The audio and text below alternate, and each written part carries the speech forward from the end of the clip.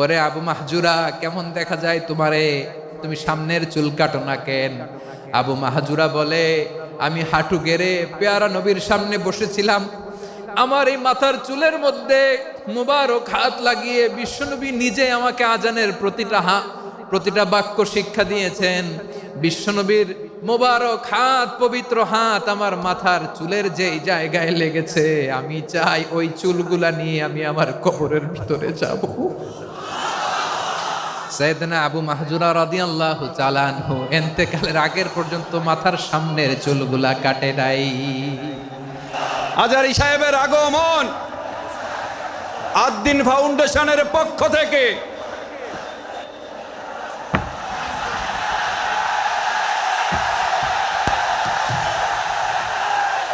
লিল্লাহে তাকবীর, লিল্লাহে তাকবীর।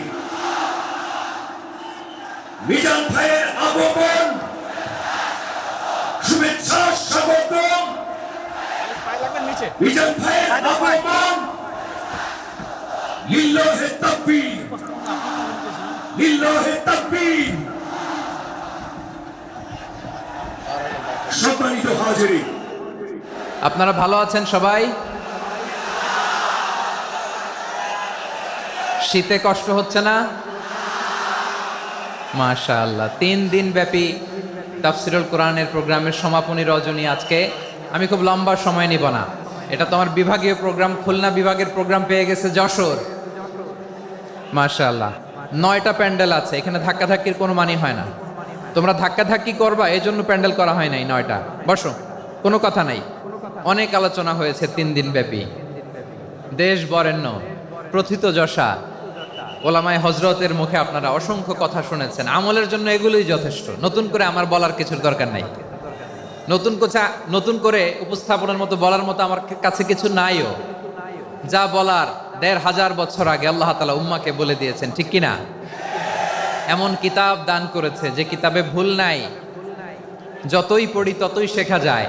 বিয়ন্ডলেস, বাউন্ডলেস, বটমলেস, কুল কিনারা নাই, কুল কিনারাবিহীন সাগর, পড়েন সুবহানাল্লাহ।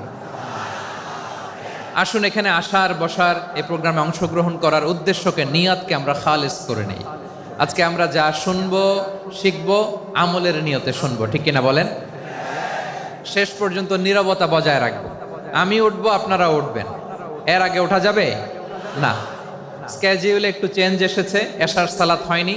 আমার আলোচনার পরপরই আজান হবে, এশার সালাতে আমরা জামাতে অংশগ্রহণ করে একসাথে বিদায় নেব ইনশাল্লাহ। বলেন, যে টপিকটি নিয়ে আমি আপনাদের সামনে আজকে কথা বলতে চাই, টপিকটি অনেক গুরুত্বপূর্ণ। টপিকটি হচ্ছে হিউম্যান রিসোর্স ডেভেলপমেন্ট, মানব সম্পদ উন্নয়ন। কারণ আল্লাহ তাআলা আমাদের যা দেখ আর না দেখ এটা দিচ্ছে। মানুষ আর মানুষ, 18 কোটি মানুষ, ঠিক কিনা? এই 18 কোটির জনসংখ্যার দেশে বসবাস করে আমরা খুশি না বেজার? খুশি হইতে হবে, বেজার হইেন না। জাপানের খবর জানেন? তাদের গ্রোথ রেট নিচের দিকে, উল্টো। জনসংখ্যা নাই, বাচ্চা নিলে, সন্তান নিলে গভর্নমেন্ট তাদের টাকা দেয়। আমাদেরকে আল্লাহ তাআলা দয়া করে, মায়া করে এই সম্পদটা দিয়েছেন। এই মানব সম্পদকে যেন আমরা কাজে লাগাই ইনশাআল্লাহ। পড়েন সবাই। হিউম্যান রিসোর্স ডেভেলপমেন্ট অনেক জনগুরুত্বপূর্ণ বিষয়, খুব সেন্সিটিভ বিষয়, বুঝতে হবে। যশোরের স্মার্ট ছেলেরা, এই যে আমি যাদেরকে দেখতে পাচ্ছি, all are the Gen Z of Jessore. যারা জেন জি, ওরা স্মার্ট, ওরা ইশারা ইঙ্গিতে কাজ করে। এই যে পুরো গদি উল্টায় দিছে, ঠিক কিনা? 24-এর ছাত্র নাগরিক অভ্যুত্থান আমাদের দেখিয়ে দিচ্ছে কিভাবে চোখের ইশারায় গদি উল্টে দিতে হয়। তো এই জেনজিদের নিয়ে বসেছি, ওরা তো স্মার্ট, ওরা ডিস্টার্ব করবে না। মেহরবানি করে আমার সাথে কানেক্ট করো, 1 to 1, brain to brain, eye to eye, eye contact করো আমার সাথে। তাকাও, কষ্ট হলো আমার দিকে তাকাও, আওয়াজ করা যাবে না, আমার দিকে তাকাও। প্রিয় ভাইয়েরা, হিউম্যান রিসোর্স ডেভেলপমেন্টের ব্যাপারে কিছু কথা বলবো। এই যে আমাদের বিশাল জনসংখ্যা, এই জনসংখ্যাকে কি করে জনসম্পদে রূপান্তরিত করা যায় এ ব্যাপারে কথা বলবো। আমি সূরাতু বনী ইসরাইলের 70 নম্বর আয়াত তেলাওয়াত করেছি। এই আয়াতের আলোকে কিছু কথা আমি আপনাদের সামনে বলবো। আল্লাহ তাআলা ইরশাদ করছেন, ওয়ালাকাদ কাররামনা بني آدم وحملناهم في البر والبحر ورزقناهم من الطيبات وفضلناهم على كثير ممن خلقنا تفضيلا পড়েন আল্লাহু আকবার। রব্বুল আলামিন বলেন ওয়ালাকাদ কাররামনা বানি আদম, আমি বনি আদমকে সম্মানিত করেছি, বনি আদমকে মর্যাদা দিয়েছি। ওয়া হামালনাহুম ফিল বাররি ওয়াল বাহর, বনি আদমকে জলে স্থলে স্থলে এবং সমুদ্রে চলাচলের বাহন দিয়েছি। ওয়া রাযাকনাহুম মিনাত তাইয়্যিবাত, তাদেরকে পবিত্র রিজিকের বন্দোবস্ত করেছি। ওয়া ফাদ্দালনাহুম আলা কাসীরিম মিম্মান খালাকনা তাফদীলা, আর আমি আল্লাহ যাদেরকে সৃষ্টি করেছি তাদের মধ্য থেকে বনি আদমকে আমি শ্রেষ্ঠ বানিয়েছি। আমরা শ্রেষ্ঠ, আমরা আশরাফুল মাখলুকাত। আমরা কি এই যে এমনি চিল্লাচিল্লি করে জিজ্ঞেস করলে বলে না, আমরা আশরাফুল মাখলুকাত। আমরা কি শ্রেষ্ঠ, সবার চেয়ে সেরা। আমাদের মতো করে আল্লাহ কাউকে বানায় নাই। দুই পায়ে ভর করে শির দ্বারা এরকম স্ট্যান্ড রেখে মাথা উঁচু করে দাঁড়াতে পারে এরকম কোন প্রাণী পৃথিবীতে আছে? এজন্য আল্লাহ বলেন ওয়ালাকাদ কাররামনা বানি আদম, আমি বনি আদমকে সম্মানিত করেছি, তাদেরকে আমি মর্যাদা দিয়েছি। তাদেরকে আমি যত মর্যাদা দিয়েছি আমার কোন সৃষ্টিকে এত মর্যাদা দেই নাই। পড়েন সুবহানাল্লাহ। I have dignified the status of the sons of Adam, আদমের সব সন্তানের মর্যাদা আমি বাড়িয়েছি। আল্লাহ এখানে বলেননি ওয়ালাকাদ কাররামনাল মুমিনিন, আমি মুমিনের মর্যাদা বাড়িয়েছি, বলেছেন? আল্লাহ এখানে বলেন নাই ওয়ালাকাদ কাররামনাল মুসলিমিন, আমি মুসলিমের মর্যাদা বাড়িয়েছি। আল্লাহ বলেছেন ওয়ালাকাদ কাররামনা বানি আদম, আমি বনি আদমের সম্মান বাড়িয়েছি। হোক সে মুমিন কিংবা কাফের, মুসলিম কিংবা মুশরিক, আস্তিক কিংবা নাস্তিক, আরব কিংবা অনারব, যেই হোক না কেন আদম সন্তান সবগুলার মর্যাদা বাড়ায় দিয়েছে কে? সবার মর্যাদা আল্লাহ বাড়িয়েছে। মানুষ হিসেবে মর্যাদা। বিশ্বনবী সাল্লাল্লাহু আলাইহি ওয়াসাল্লাম ইহুদির লাশ দেখে দাঁড়িয়ে গেলেন। কার লাশ? আমার যশোরের ভাইয়েরা আওয়াজ করে বলুন, কার লাশ? ইহুদির লাশ দেখে দাঁড়ায় গেলেন। সাহাবারা বললেন ইয়া রাসূলুল্লাহ, আপনি দাঁড়ালেন যে, এটা তো ইহুদির লাশ। বিশ্বনবী বললেন আওয়ালাইসাত নাফসান, এটা কি মানুষ নয়? এটা হোক ইহুদি হোক খ্রিস্টান, এটা তো মানুষ। আমি মানুষ দেখে দাঁড়িয়েছি। আই স্যালিউট দ্য হিউম্যানিটি, আমি মানবতাকে সম্মান করেছি। পড়েন সুবহানাল্লাহ। তাহলে এই জমিনে মানুষের মর্যাদা বেশি, হোক আস্তিক হোক নাস্তিক, হোক মুমিন কিংবা কাফের। আদমের সন্তান হলে, মানুষ হলেই তার মর্যাদা বাড়িয়েছে কে? আমার কলিজার টুকরা যশোরের ভাইয়েরা, মানুষের মর্যাদা আল্লাহ এত বাড়িয়েছেন। মানুষ জীবিত থাকলেও যেমনি মর্যাদাবান, মরে গেলেও মর্যাদাবান। সুবহানাল্লাহ পড়েন। মানুষ মরে গেলে এই ডেড বডিটা কি হয়? পচে যায়, গলে যায়, মাটির সাথে মিশে যায়। তাই বলে আপনি ডেড বডির সাথে যাচ্ছে তাই করতে পারবেন না। পারবেন? কেউ যদি অন্যায় করে তাকে যদি আপনি শাস্তির আওতায় আনেন, যা মনে চায় করতে পারবেন না। তারা আগুন দিয়ে পোড়াতে পারবেন না, নাক কাটতে পারবেন না, কান কাটতে পারবেন না, অঙ্গ বিকৃতি করতে পারবেন না। কারণ মানব জাতির মর্যাদা স্বয়ং দিয়েছে কে? ডেড বডি পচে যাবে, গলে যাবে। তারপরে ইসলাম বলে না, খবরদার, এই মরা লাশটারও একটা মর্যাদা আছে না নাই? ইসলাম বলে এই লাশটা গলে যাবে, পচে যাবে, কিন্তু এটার অমর্যাদা করো না। কর্পূর দিয়ে, খেজুর পাতা দিয়ে, এটাকে ওয়ার্ম ওয়াটার দিয়ে, গরম পানি দিয়ে ধৌত করো। সাদা শুভ্র ধবধবে কাপড় দিয়ে লাশটাকে তুমি কাভার করো। তারপরে খাটিয়ার মধ্যে লাশটাকে রেখে বিশাল একটা প্রোগ্রাম করো, একটা ফিউনারাল প্রোগ্রাম করো। ওই প্রোগ্রামের ডানে বায়ে পেছনে লাশটারে রাখলে হবে না, প্রোগ্রামের একেবারে সামনটাতে তুমি লাশটাকে রাখো। সুবহানাল্লাহ। একটা ফিউনারাল প্রোগ্রাম করতে হবে, তাকে শেষ বিদায় জানাতে হবে, যেটাকে আমরা জানাজা বলি। কি বলি? জানাজা মানে মাইয়েতের জন্য দোয়া, তার জন্য দোয়া করা হয়। তাকে একটা সিস্টেমেটিক অর্ডারে কবরে রাখা হয়, সুন্দরভাবে সেটাকে কবরস্থ করা হয়, মাটি দেয়া হয়, পানি দেয়া হয়। তার মানে মরে গেলেও মানুষের সম্মান বাড়ায় দিয়েছে কে? এজন্য আল্লাহ বললেন ওয়ালাকাদ কাররামনা বানি আদম, বনি আদমের সম্মান মর্যাদা আমি আল্লাহ বাড়িয়ে দিয়েছি। মানুষের সম্মানে তুমি কখনো আঘাত করো না, ঠিক কি না? তাহলে ভাই, প্রথম মেসেজ হচ্ছে the first and foremost message tonight to the people of জাসর। আল্লাহ বলেন, I have dignified the status of son of Adam. আমি বনি আদম সবার মর্যাদা বাড়িয়ে দিয়েছি, হোক আস্তিক নাস্তিক, হোক কাফের কিংবা মুশরিক, তার মর্যাদা বাড়াই দিছে কে? যখন বন্যা হয় আমরা ত্রাণ নিয়ে যাই, আমরা শুধু মুসলমানদেরকে ত্রাণ দেই নাকি? হ্যাঁ, আমরা মুসলমানকেও দেই, অমুসলমানকেও দেই, হিন্দুকেও দেই, বৌদ্ধকেও দেই। যেখানেই মানবতা বিপন্ন সেখানে ইসলামের হেল্পিং হ্যান্ড আছে না নাই? সুবহানাল্লাহ, কি দিন আমরা পেয়েছি, কি বিধান আমরা পেয়েছি। ওয়ালাকাদ কাররামনা বনি আদম, আমি বনি আদমকে সম্মানিত করেছি। এরপর আল্লাহ বললেন, ওয়া হামালনাহুম ফিল বাররি ওয়াল বাহর, মানুষকে স্থলে এবং সমুদ্রে চলাচলের বাহন আমি দিয়েছি। স্থলে কিভাবে চলবে, জলে কিভাবে চলবে, এই বাহনের ব্যবস্থা করেছে কে? এই জেনজি, এই স্যামড়া, ইরাম করতেছো কিসের জন্য? হ্যাঁ, ইরাম করলে চলবি? হ্যাঁ, বস বস বস বস, আওয়াজ করতেছো কেন? দিবা না, কথা বলতে দিবা না আমাকে? তো এইটা বুঝি তোমাদের ভালোবাসার নমুনা? তোমাদের ভালোবাসার কারণে যদি আমি কোথাও দাঁড়াতেই না পারি, কোথাও বসতে না পারি, কোথাও দুটা কথা বলতে না পারি, এই ভালোবাসা দিয়ে কি হবে আমার? বরং ঘামতে ঘামতে ঘর্মাক্ত হব, রক্তাক্ত হব। কিন্তু সেন্ট্রাল থেকে, সেন্ট্রালি যে ইনস্ট্রাকশন আসবে, সেই ইনস্ট্রাকশনের এক চুল আমরা ডানে বায়ে যাব না। এইটা গণজাগরণের জন্য এইটা দরকার, ইসলামী বিপ্লবের জন্য এইটা দরকার। তো আধা ঘন্টা ধরে যদি তোমাদেরকে থামানোই না যায়, এই লস্কর দিয়ে আমি কি করব? আল্লাহর ওয়াস্তে নো নো নো স্লোগান, চুপচাপ একেবারে আমার দিকে তাকাও। আল্লাহ বললেন, ওয়া হামালনাহুম ফিল বাররি ওয়াল বাহর, জলে স্থলে আমি চলাচলের যানবাহনের ব্যবস্থা করেছি। আমরা স্থলে ঘোড়ার উপরে চড়ি, উটের উপরে চড়ি, গাড়ির উপরে চড়ি। এই যে গাড়ির ইঞ্জিন বানাইছি আমরা, এটার মেধা দিয়েছে কে?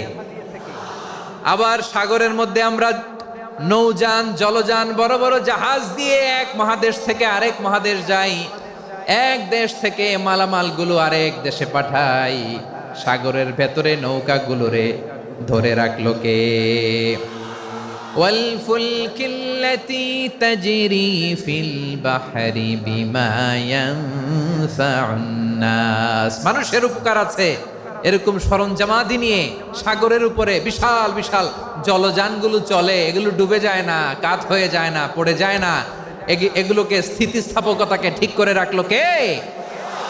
আপনারা জাহাজ দেখেছেন? জাহাজ, হ্যাঁ, বাড়ি চট্টগ্রাম হইলে দেখতে পারতেন। দেখছেন?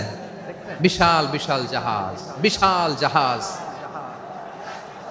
মালামাল নিয়ে এক মহাদেশ থেকে আরেক মহাদেশে যায়। গত মাসে আমার জাপান সফর ছিল। এই যে বাংলাদেশে যে গাড়িগুলো চালান, বেশিরভাগ গাড়ি আসে কিন্তু জাপান থেকে। হাজার হাজার গাড়ি একটা জাহাজ বহন করতে পারে, হাজার হাজার গাড়ি। এটারে সাগরের মধ্যে ভাসাইলো কে? সবাই বলুন, ভাসালো কে? হাজার হাজার গাড়ি নিয়ে জাপানিজ গাড়িগুলো আমাদের চট্টগ্রামের এয়ারপোর্টের বন্দরে ভিড়ে। যুক্তরাষ্ট্রে আমি দেখেছি বিশাল বিশাল জাহাজ। আপনারা টাইটানিক জাহাজের নাম শুনেছেন? টাইটানিকেরও 8 গুণ 10 গুণ বড়। সুবহানাল্লাহ কইবেন না? টাইটানিক জাহাজের 8 গুণ 10 গুণ বড় একটা জাহাজ আছে, আইকন অফ দ্য সি, আমি দেখে এসেছি। রয়্যাল ক্যারিবিয়ান দেখে এসেছি। সাগরের সামনে জেটিতে যখন দাঁড়ালাম, জাহাজটা যখন যায়, আমার মনে হচ্ছে একটা শহর, গোটা শহর, the entire city is floating on the water. পুরো একটা শহর মনে হয় পানির উপর দিয়ে ভেসে যাচ্ছে। পড়েন সুবহানাল্লাহ।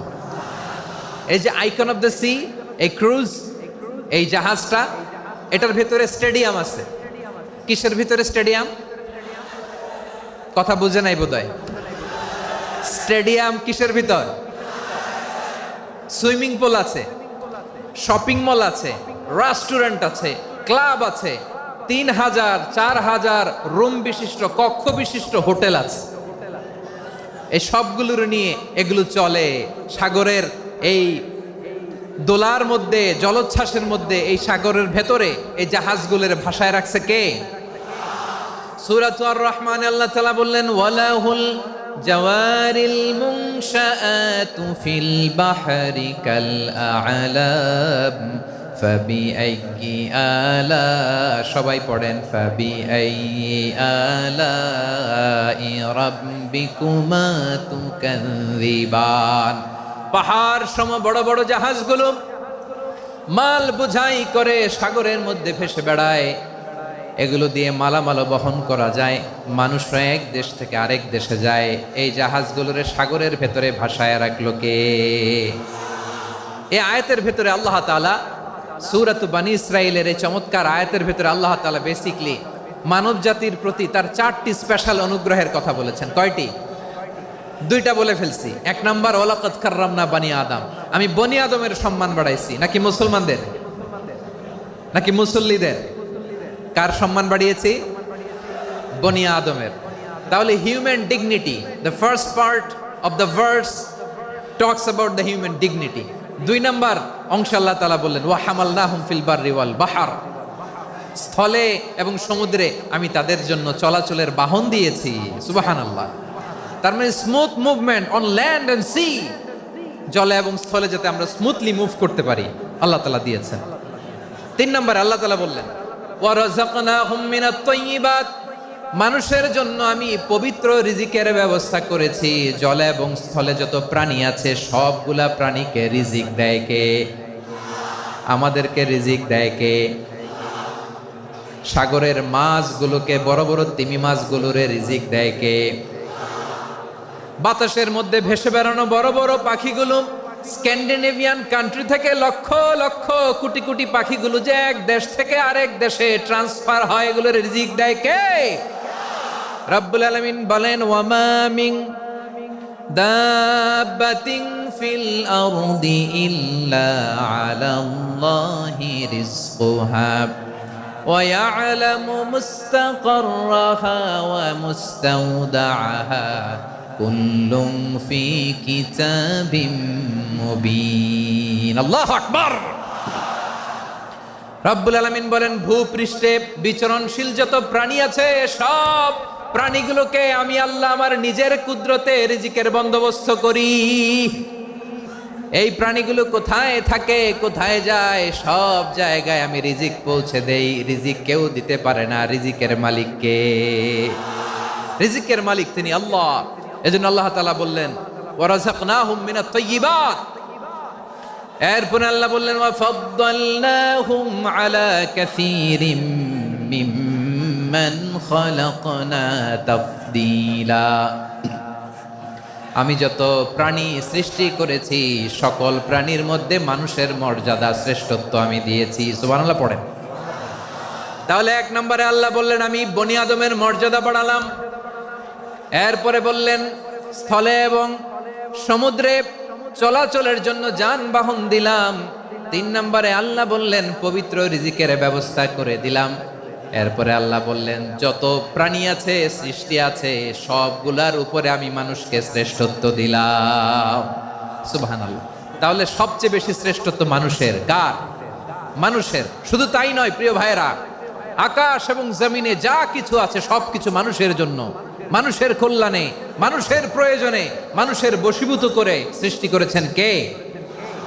রব্বুল আলামিন বলেন হুয়াল্লাযী খালাকা লাকুম মা ফিল আরদি জামিআ। এই জমিনের মধ্যে যা কিছু আমি আল্লাহ সৃষ্টি করেছি সব কিছু আমি মানুষের জন্য সৃষ্টি করেছি। পড়েন সুবহানাল্লাহ। হুয়াল্লাযী খালাকা লাকুম মা ফিল আরদি জামিআ, যা আছে সব আমাদের জন্য, সব আমাদেরকে সার্ভিস দেওয়ার জন্য, আমাদের উপকারের জন্য, আমাদের কল্যাণের জন্য। আওয়াজ করে সবাই পড়ুন আল্লাহু আকবার। অন্য আয়াতে আল্লাহ বললেন ওয়াসাখখারা লাকুম মা ফিস সামাওয়াতি ওয়া মা ফিল আরদি জামিআম মিন ইন্না ফি যালিকা লাআয়াতিন লিকাউমিন ইয়াতাফাক্কারুন। প্রথমে আয়াতে আল্লাহ বললেন জমিনে যা আছে সব তোমাদের কল্যাণে আমি সৃষ্টি করলাম। এরপরে আল্লাহ বললেন, আকাশেও যা আছে সব তোমাদের জন্য সৃষ্টি করলাম, তোমাদের অনুগত বানায় দিলাম। পড়েন সুবহানাল্লাহ। মানুষের কি ব্রেইন দেখেন, মানুষ জমিন ছেড়ে আকাশে চলে যায়। পাখি দেখে মানুষের শখ হলো, পাখি যেহেতু উঠতে পারে আমরাও পারবো। অরবিল রাইট, উইলবার রাইট, দুই ভাই মিলে আঁকাঝোঁকা করতে করতে করতে করতে প্লেন বানায় ফেললো। কোন সুবহানাল্লাহ। এখন পাখিও ওরে, আমরাও ওরি। এরপরেই মানুষের কৌতূহল থামে না এখানে, মানুষ চলে গিয়েছে চাঁদে। কোথায় গেছে? এখন কিন্তু চাঁদে জমি বিক্রি হয় জানেন। পৃথিবী নিয়ে মারামারি শেষ, রাশিয়া আমেরিকা এখন ধরছে চাঁদ আর মঙ্গল গ্রহ। এখন চাঁদে জমি বিক্রি হয়, মঙ্গলে জমি বিক্রি হয়। এই চাঁদ, মঙ্গল, বৃহস্পতি, শনি সব আল্লাহ তাআলা আমাদের জন্য বানিয়েছেন। সুবহানাল্লাহ পড়েন। মানুষ সাগরের উপরে চড়ে, শূন্যে ভেসে বেড়ায়, পাহাড় কেটে সুড়ঙ্গ বানায়, টানেল বানায়। মানুষ ব্রডব্যান্ডের লাইন নিয়ে যায় সাগরের ভেতর দিয়ে, এক দেশ থেকে আরেক দেশে, এক মহাদেশ থেকে আরেক মহাদেশে। সুবহানাল্লাহ পড়েন। তার মানে গোটা বিশ্বের সব কিছুর উপরে control, superiority over all creatures, সব কিছুর উপর কন্ট্রোল, মনিটরিং, নিয়ন্ত্রণ, এটা প্রতিষ্ঠা করে দিয়েছে কে? এজন্যই মানুষের শ্রেষ্ঠত্ব। ওয়ালাকাদ কাররামনা বানি আদম, আমি বনি আদমের সম্মান বাড়িয়েছি, মর্যাদা আমি বাড়িয়ে দিয়েছি এই কারণে, কারণ মানুষ সব কিছুর উপর নিয়ন্ত্রণ নিতে পারে। মানুষকে নিয়েই কোরআনের সব আলোচনা, মানুষকে নিয়েই কোরআনের সব। তাই কোরআনের কেন্দ্রীয় আলোচ্য বিষয় হচ্ছে মানুষ। কোরআনের কেন্দ্রীয় আলোচ্য বিষয় কি? যশোরের ভাইয়েরা বুঝে থাকলে সবাই বলবেন, কোরআনের কেন্দ্রীয় আলোচ্য বিষয় কি? এই যে আমি মূল আলোচনায় যাচ্ছি এখন। কেন মানুষ কোরআনের কেন্দ্রীয় আলোচ্য বিষয়? এই যে ভাইয়েরা, এই যে হাত জোর করে, এই যে Jessore Gen Z, the smart people of Jessore, হাত জোর করে বলতেছে, হাত জোর করে তোদের কাছে আল্লাহর দোহাই লাগে, স্টপ স্টপ। শুরুতে একবার বলেছে, জায়গা না হলে আস্তে আস্তে ধাক্কা দিবা, সামনে না পিছনে, দিয়ে দিয়ে বেরোয় চলে যাও। এলইডিতে দেখো, এই যে এই যে আল্লাহর ওয়াস্তে জায়গা না হলে ওদিকে যাও। কোরআনের মাহফিলে বিশৃঙ্খলা, এটা কাফিরদের আলামত। কাফিররা শীষ দিত, শীষ। বিশ্বনবী কোরআনের তাফসির করলে কাফিররা শীষ দিত আর ক্ল্যাপিং করত, হুইসেল এন্ড ক্ল্যাপিং। তো আমরা কি এখানে বিশৃঙ্খলা করতে আসছি? তো বারবার থামানো লাগে কেন? কোনো আওয়াজ হবে না, বললাম তো, স্টপ। আওয়াজ করে বলুন, কোরআনের কেন্দ্রীয় আলোচ্য বিষয় কি? সবাই বলেননি। এতগুলো মানুষ উত্তর দিলে এতটুকু আওয়াজ হয়, অন্তত আমি বিশ্বাস করি না। যশোর, আওয়াজ করে বলো, কোরআনের কেন্দ্রীয় আলোচ্য বিষয় কি? মানুষ। এই মানুষ কোরআনের কেন্দ্রীয় আলোচ্য বিষয়। মানুষকে আল্লাহ স্বাধীনতা দিয়েছেন। ফামান শাআ ফালইউমিন ওয়া মান শাআ ফালইয়াকফুর। চাইলে মুমিন হতে পারো, চাইলে কাফের হতে পারো, তোমার ইচ্ছা। তবে জেনে রাখো, মুমিন হলে পাবা জান্নাত, কাফির হলে পাবা জাহান্নাম। নাও দ্য ডিসিশন ইজ ইয়ার্স। সিদ্ধান্ত তোমার, জান্নাতে যাবা না জাহান্নামে যাবা। যশোরের ভাইয়ের আওয়াজ করে বলুন, কই যেতে চান, জান্নাতে না জাহান্নামে? ডান দিকে না বাম দিকে? ডানপন্থী না বামপন্থী? চিল্লা চিল্লি না চুপচাপ? চুপচাপ কয়ে আবার চিল্লাচিল্লি শুরু করে দিচ্ছে। মাশাআল্লাহ। তাহলে কোরআনের কেন্দ্রীয় আলোচ্য বিষয় মানুষ। আমার সাথে থাকতে হবে, তোমাদেরকে নিয়ে আমি আলোচনা শেষ পর্যন্ত যাব। অনেক গুরুত্বপূর্ণ কথা বাকি আছে, আমাকে সহযোগিতা করতে হবে। মাশাআল্লাহ, এই তো ঠান্ডা হয়েছে। হ্যাঁ, ঠিক আছে ঠিক আছে ঠিক আছে। মানুষকে আল্লাহ এত স্বাধীনতা দিয়েছেন, মানুষ চাইলে অনেক ভালো হইতে পারে। ভালোর রাস্তাও খোলা, খারাপ হওয়ার রাস্তাও খোলা। ভালো হইলে মানুষ অনেক ভালো, খারাপ হইলে অনেক খারাপ। ভালো হইলে সবচেয়ে ভালো, খারাপ হইলে সবচেয়ে খারাপ। এজন্য সিদ্ধান্ত আপনাকেই নিতে হবে। আল্লাহ তাআলা বলছেন, লাকাদ খালাকনাল ইনসানা ফি আহসানি তাকওয়িম সুম্মা রাদাদনাহু আসফালা সাফিলিন। আমি মানুষকে অনেক সুন্দর অবয়বে, সুন্দর আকৃতিতে সৃষ্টি করেছি। তার শুধু চেহারার ডিজাইনটাই সুন্দর নয়, তার ব্রেনটা বড্ড সুন্দর, তার মানসিকতা বড্ড সুন্দর, তার সৃজনশীলতা বড্ড সুন্দর। পড়েন সুবহানাল্লাহ। আমাদের চেহারা, অবয়ব, ডিজাইন যে সুন্দর তা না, আমাদের ব্রেনটা অনেক সফিস্টিকেটেড ব্রেন। অনেক সফিস্টিকেটেড। এই 1.5 কেজি ব্রেন ইউজ করে মানুষ গোটা বিশ্বে সভ্যতা বিনির্মাণ করেছে, ঠিক কিনা? এই ব্রেন আল্লাহ তাআলা আমাকে দিয়েছে। এটারে কাজে লাগালে, আপনার 6 সেন্স কাজে লাগালে আপনি অনন্য মানুষ হয়ে উঠবেন, মহামানবে রূপান্তরিত হবেন। মানুষ হতে পারে, চাইলেই মহামানব হতে পারে। আবার যদি মানুষ চায় খারাপও হতে পারে।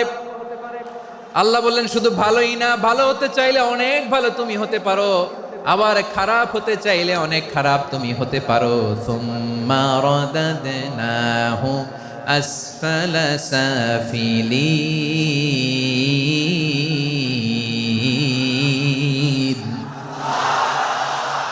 খারাপ হলে একেবারে খারাপ হতে পারো, নিকৃষ্ট হলে একেবারে নিকৃষ্ট হতে পারো, ভালো হলেও ভালো হতে পারো। কোন সুবহানাল্লাহ।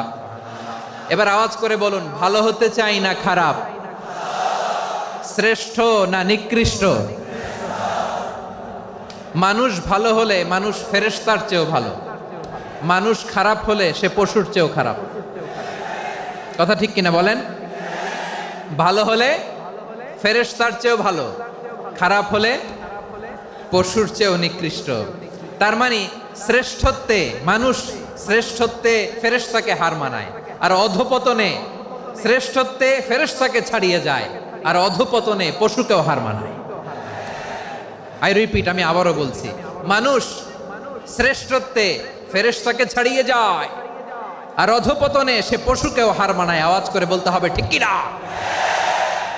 এটার প্রমাণ কি? মানুষ শ্রেষ্ঠ হইলে যে ফেরেশতার চেয়েও সেরা, তার প্রমাণ কি? আল্লাহ তাআলা বলছেন, ওয়া ইয কুলনা লিল মালাইকাতি ইসজুদু লি আদম ফাসাজাদু ইল্লা ইবলিস আবা ওয়াস্তাকবারা ওয়া কানা মিনাল কাফিরিন। আল্লাহ বলেন, স্মরণ করো সে সময়ের কথা যখন আমি ফেরেশতাদেরকে বললাম, ও ফেরেশতারা আদমকে সেজদা দাও। সব ফেরেশতারা সম্মান সূচক সেজদা আদমকে দিল, তারা আদমের জন্য সেজদায় লুটিয়ে পড়লো, একজন ছাড়া, তার নাম ইবলিস। আওয়াজ করে বলেন, তার নাম কি? সে অহংকার প্রদর্শন করলো, সে কাফের হয়ে গেল, বাকি সব ফেরেশতারা সেজদা দিল। সুবহানাল্লাহ। আবার আদম আলাইহিস সালামকে আল্লাহ জিজ্ঞেস করলেন, সব বলে দিল উত্তর, কিন্তু ফেরেশতাদেরকে একই প্রশ্ন জিজ্ঞেস করলেন, তারা উত্তর করতে পারে নাই। তার মানে এর মধ্য দিয়ে প্রমাণিত হয়, মানুষ ভালো হলে ফেরেশতার চেয়েও ভালো, ফেরেশতার চেয়েও মানুষের মর্যাদা বাড়িয়ে দিয়েছে কে? সব নূরের ফেরেশতা যখন মাটির আদমকে সেজদা দেয়, এটা প্রমাণ করে ফেরেশতার চেয়েও মানুষের মর্যাদা বাড়িয়ে দিয়েছে কে? তুমি মাটির আদমকে প্রথম সৃষ্টি করিয়া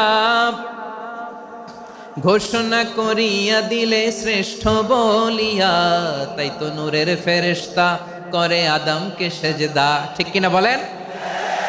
তাই তো নূরের ফেরেশতা করে আদমকে সেজদা, সবার চেয়ে সম্মান দিলে মাটির আদমকে। আল্লাহু আল্লাহু তুমি জাল্লে জালালুহু, শেষ করা তো যায় না গে তোমার গুণগান। পড়েন না? পড়েন। আল্লাহু আল্লাহু তুমি জাল্লে জালালুহু, শেষ করা তো যায় না গে তোমার গুণগান। আল্লাহু আল্লাহু, আল্লাহু আকবার। আদমের মর্যাদা বেশি, মানুষের মর্যাদা বেশি, মানুষ শ্রেষ্ঠ, তার প্রমাণ নূরের ফেরেশতা মাটির আদমকে সেজদা করে। আওয়াজ করে বলেন ঠিক কি না? তাহলে মানুষ ভালো হলে ফেরেশতার চেয়ে ভালো, আবার মানুষ যদি খারাপ হয় সে পশুর চেয়েও খারাপ, অধপতনে পশুত্বকে হার মানায়। তার প্রমাণ, তার প্রমাণ কি? তার প্রমাণ হচ্ছে যশোরের ভাইরা দেখবেন পত্রিকায় নিউজ পেপারে মাঝে মাঝে এরকম দেখা যায়, এক মানুষ আরেক মানুষকে হত্যা করে 20 টুকরা করে বস্তার ভিতরে ভরেছে। আপনারা এই নিউজ পড়েন নাই না? দেখেন নাই? দেখছেন? মানুষ মানুষকে হত্যা করে কয় টুকরা? জোরে বলেন। এখানেই ক্ষান্ত হয় না, আবার কোথায় ভরছে? বস্তার ভেতরে। আচ্ছা, বুঝে থাকলে আওয়াজ করে বলেন, কোনদিন শুনছেন একটা হাতি আর একটা হাতিকে হত্যা করে 20 টুকরা করছে, এরপরে বস্তার ভিতরে ভরছে? হয়েছে? তাহলে দেখেন, মানুষ যদি খারাপ হয় সে পশুকেও হার মানায়। চিল্লায় বলো ঠিক কি না? এমনও দুশ্চরিত্র মানুষ আছে যার যার নজর থেকে 6 মাসের ছোট্ট মেয়ে থেকে শুরু করে 80 বছরের বৃদ্ধারাও নিরাপদ নয়। পশুকেও হার মানে। মানুষের ঘর জ্বালিয়ে পুড়ে মেসাকার করে দেয়, জনপদের পর জনপদ জ্বালায় দেয়, এরকম আছে না নাই? বোমা মেরে শহরগুলো উড়িয়ে দেয়। এই যে ইসরায়েল গাজার মধ্যে যে অ্যাটাক করেছে, এরা মসজিদ মানে নাই, মসজিদে বম ফেলেছে। এরা খ্রিস্টানদের চার্চ গির্জা মানে নাই, গির্জায় বম ফেলেছে। পৃথিবীর ইতিহাসে never happened in the history of the world that someone bombed on a hospital, on a ICU center. এমন হাসপাতাল যেখানে আইসিইউর রোগীরা আছে, ওই হাসপাতালের উপরও ইসরায়েলি সৈনিকেরা বোমা মেরেছে। জোরে বলেন ঠিক কিনা? এরা মানুষ? আওয়াজ করে বলেন, এরা মানুষ না। প্রিয় ভাইয়েরা, চোখ কান নাক মুখ থাকলেই মানুষ না। যা সামনে দেখেন এগুলো সব মানুষ না, এগুলো জনসংখ্যা। এগুলো কি? সবাই বলুন, এগুলো কি? বাড়ছে জনসংখ্যা, কমছে মানুষ। বাড়ছে জনসংখ্যা, কমছে। এই দুনিয়া এখন তো আর সেই দুনিয়া নাই, মানুষ নামের মানুষ আছে দুনিয়া বোঝাই, সেই মানুষের ভিড়ে আমার আসল মানুষ নাই। ঠিক কিনা? আসল মানুষের বড্ড অভাব, আসল মানুষের বড্ড অভাব। আমার ভাইয়েরা, মানুষ খারাপ হলে পশুকেও হার মানায়। আচ্ছা, আওয়াজ করে বলেন, এই যশোরের ছেলেরা এদিক তাকাও, আওয়াজ করে বলো, যে ইসরায়েলি সোলজাররা উপর থেকে বোমা মারল, তারাও মানুষ? তারাও কি? ওরাও রক্তে মাংসে মানুষ, ওদেরও পরিবার আছে। বোমা মেরে যেই মেয়েটাকে তারা অনাথ বানায়, ইয়াতিম বানায়, ও কিন্তু বাসায় ওর মেয়েটাকে রেখে আসছে। ঠিক কিনা বলেন? বম্বিং করে যে বাবাকে মেরে, স্বামীকে মেরে স্ত্রীকে বিধবা বানায়, তারও ঘরে স্ত্রী আছে। উপর থেকে বম মেরে মানুষ মেরে দিচ্ছে, তারাও মানুষ। 1945 সালের 6ই আগস্ট আমেরিকান সোলজাররা হিরোশিমায় বম মেরেছে। আমি নিজে দেখে এসেছি জাপানের হিরোশিমাতে। সকাল 8:15 মানুষ কেউ অফিসে যাচ্ছিল, কেউ খেতে খামারে কাজ করতে যাচ্ছিল। লিটল বয় নামে একটা বোম মেরেছে তারা। এই বোমের আঘাতে, পারমাণবিক এই বোমার রেডিয়েশনে আঘাতে বোম ব্লাস্ট হওয়ার পরে মুহূর্তের মধ্যে 1,40,000 নাই। উপর থেকে যারা মারতেছে এরাও মানুষ, যাদেরকে মারলো তারাও। তার মানে মানুষে মানুষে পার্থক্য আছে না? নেই? মানুষে মানুষে পার্থক্য আছে। নাক কান চোখ মুখ থাকলেই মানুষ নয়। বাড়ছে জনসংখ্যা, কমছে মানুষ। চিল্লায় বলো ঠিক কিনা? তাহলে আমরা বুঝলাম, মানুষ ভালো হলে অনেক ভালো, খারাপ হলে অনেক খারাপ। ও আমার কলিজার টুকরা যশোরের ভাইয়েরা, আসুন না 3 দিন ব্যাপী এই তাফসিরুল কোরআনের ঐতিহাসিক প্রোগ্রাম থেকে আমরা সিদ্ধান্ত নেই, আমরা ভালো মানুষ হব নাকি খারাপ মানুষ হব। কলিজা থেকে, প্রাণ থেকে আওয়াজ করে সবাই বলুন, ভালো মানুষ নাকি খারাপ মানুষ? ভালো মানুষ হইতে হবে। ভালো মানুষ যারা জগৎটাকে এনলাইটেন করবে, যারা এনলাইটেন করবে, যারা সত্যের বীর সেনানী হয়ে দাঁড়াবে, যারা সত্যের পক্ষে কথা বলবে, যারা জালিমের মসনদকে ভেঙে খান খান করে দেবে। এরকম হওয়ার দরকার আছে না নাই? এরকম ভালো মানুষ আমরা হতে চাই কি চাই না? মানুষকে যত্ন নিলে মানুষ যে কত ভালো হয় আপনি কল্পনাও করতে পারবেন না। এই যে আপনাদের যশোরে যে ভালো ছেলেগুলো আছে, যে ভালো তরুণগুলো আছে, যে যুবকগুলো আছে, যে ভালো আলেমরা আছে, ভালো নেতারা আছে, সবাই যদি তাদের মতো হতো, পুরো যশোরটা একটা জান্নাতের টুকরা হয়ে যেত। আওয়াজ করে বলেন ঠিক কিনা? মানুষকে নার্চারিং করলে, মানুষকে পলিশ করলে, মানুষকে গ্রুমিং করলে, মানুষকে সঠিক তারবিয়া দিলে মানুষ অনন্য হয়ে ওঠে। প্রতিটি মানুষ অনন্য। আমি অনন্য, আপনি অনন্য, আমরা সবাই অনন্য। সুবহানাল্লাহ বলেন। মানুষকে আল্লাহ তাআলা দিয়েছেন অসীম ক্ষমতা, অসীম ক্ষমতা। সুবহানাল্লাহ। একটা মানুষ পারে না এমন কিছু নাই। একটা মানুষ পারেন এমন কিছু নাই, বিশ্বাস করতে হবে মানুষ যা কল্পনা করতে পারে ওইটা মানুষ করে দেখাতে পারে। যশোরের ভাইয়ের আই রিপিট, আমি আবারও বলছি, এই চিল্লাচিল্লি করলে আমার এই গুরুত্বপূর্ণ কথা তোমরা মিস করবা। আমরা যখন আমার পিতার পৃষ্ঠদেশে ছিলাম, পিতার পৃষ্ঠদেশ থেকে শুক্রাণু যখন মায়ের গর্ভদেশে যেয়ে পড়ে, কতটা শুক্রাণু ভ্রমণ শুরু করে জানো? 20 কোটি শুক্রাণু। একবার সিমেন আউট হলে সেখানে 20 কোটি শুক্রাণু থাকে, ভ্রমণ শুরু করে। ওই 20 কোটি শুক্রাণুর মধ্যে থেকে তুমি আমি আজকে এক বিকশিত শুক্রাণু মানব রূপে পৃথিবীতে এসেছি। সুবহানাল্লাহ।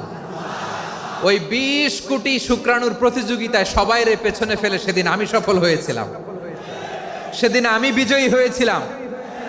সেদিন আমি এত ছোট ছিলাম, মাইক্রোস্কোপ দিয়েও আমার অস্তিত্ব টের পাওয়া যায় না। আমি এত তুচ্ছ ছিলাম, নগণ্য ছিলাম, আমার কান ছিল না, আমার চোখ ছিল না, আমার হাত ছিল না, আমার জন্য রিকমেন্ডেশন করার মতো মামু ছিল না, খালা ছিল না, কেউ ছিল না। তারপরেও ওই প্রতিযোগিতায়, ওই কম্পিটিশনে যখন আমারে কেউ হারাতে পারে নাই, আল্লাহর জমিনেও আমারে কেউ হারাতে পারে না। হারার জন্য তোমার জন্মই হয় নাই, তুমি আসছই জিতার জন্য। সুবহানাল্লাহ। বিশ্বনবী বলেন, আন্নাসু মাআদিন কামাআদিনি যাহাবি ওয়াল ফিদ্দা খিয়ারুহুম ফিল জাহিলিয়াতি খিয়ারুহুম ফিল ইসলাম। Peoples are like mines of gold and silver. সোনার খনি, রূপার খনি, এর চেয়েও বড় খনি হচ্ছে এই মানব সম্পদের খনি। আওয়াজ করে বলেন আল্লাহু আকবার। আল্লাহ তাআলা এই সম্পদ আমাদেরকে দিয়েছে। বিশ্বনবী বলেন, মানুষ হচ্ছে খনির মতো। খিয়ারুহুম ফিল জাহিলিয়াতি খিয়ারুহুম ফিল ইসলাম। জাহিলি যুগে যারা সেরা, ইসলামেও তারা সেরা। ইদা ফাকুহু, যদি তারা বুঝবান হয় তাহলে তাদেরকে সেরা বানায় দিবে কে? তাহলে মানুষের চেয়ে সেরা কেউ হতে পারে? মানুষের চেয়ে অনন্য কেউ হতে পারে? মানুষকে কেউ হারাতে পারে? আওয়াজ করে বলো, তোমাকে কেউ হারাতে পারবে? এই সাহস জাগছে আজকের আলোচনা থেকে। আমি তুমি অনন্য, আমাকে তোমাকে হারায় দেওয়া এত সহজ না, ঠিক কি না? একটা কথা জীবনের সাথে সেট করে নিতে হবে, আমি জিতি নয় শিখি, আমি কখনো হারি না। জীবনের সাথে সেট করে নাও, জেনজি অফ জেসর, আমি কখনো হারি না, আমি হয় জিতি নয় শিখি। চিল্লায় বলো ঠিক কি না? আমি কখনো হারি না, আমার হারানো এত সোজা না। কি সাহস জাগছে? বুকে সাহস জাগছে? তাকবীর পড়ো, লিল্লাহে তাকবীর। তাহলে বিশ্বনবী বললেন, নাসু মাআদিন, মানুষ হচ্ছে খনি। এই ধাক্কা ধাক্কি আমি জানি এগুলো ভালোবাসার ধাক্কা ধাক্কি, এজন্য আমি সহ্য করে নেই। এগুলো যে ভালোবাসার ধাক্কা ধাক্কি এটা আমরা বুঝি। পৃথিবীর কোনো আইন, সিকিউরিটি প্রটোকল দিয়ে এটারে মানানো যাবে না, কারণ এটা তো ভালোবাসা, লাভ। লাভ কোনো আইন কানুন দিয়ে বাধা যায় না, মানানো যায় না, ঠিক কিনা বলো?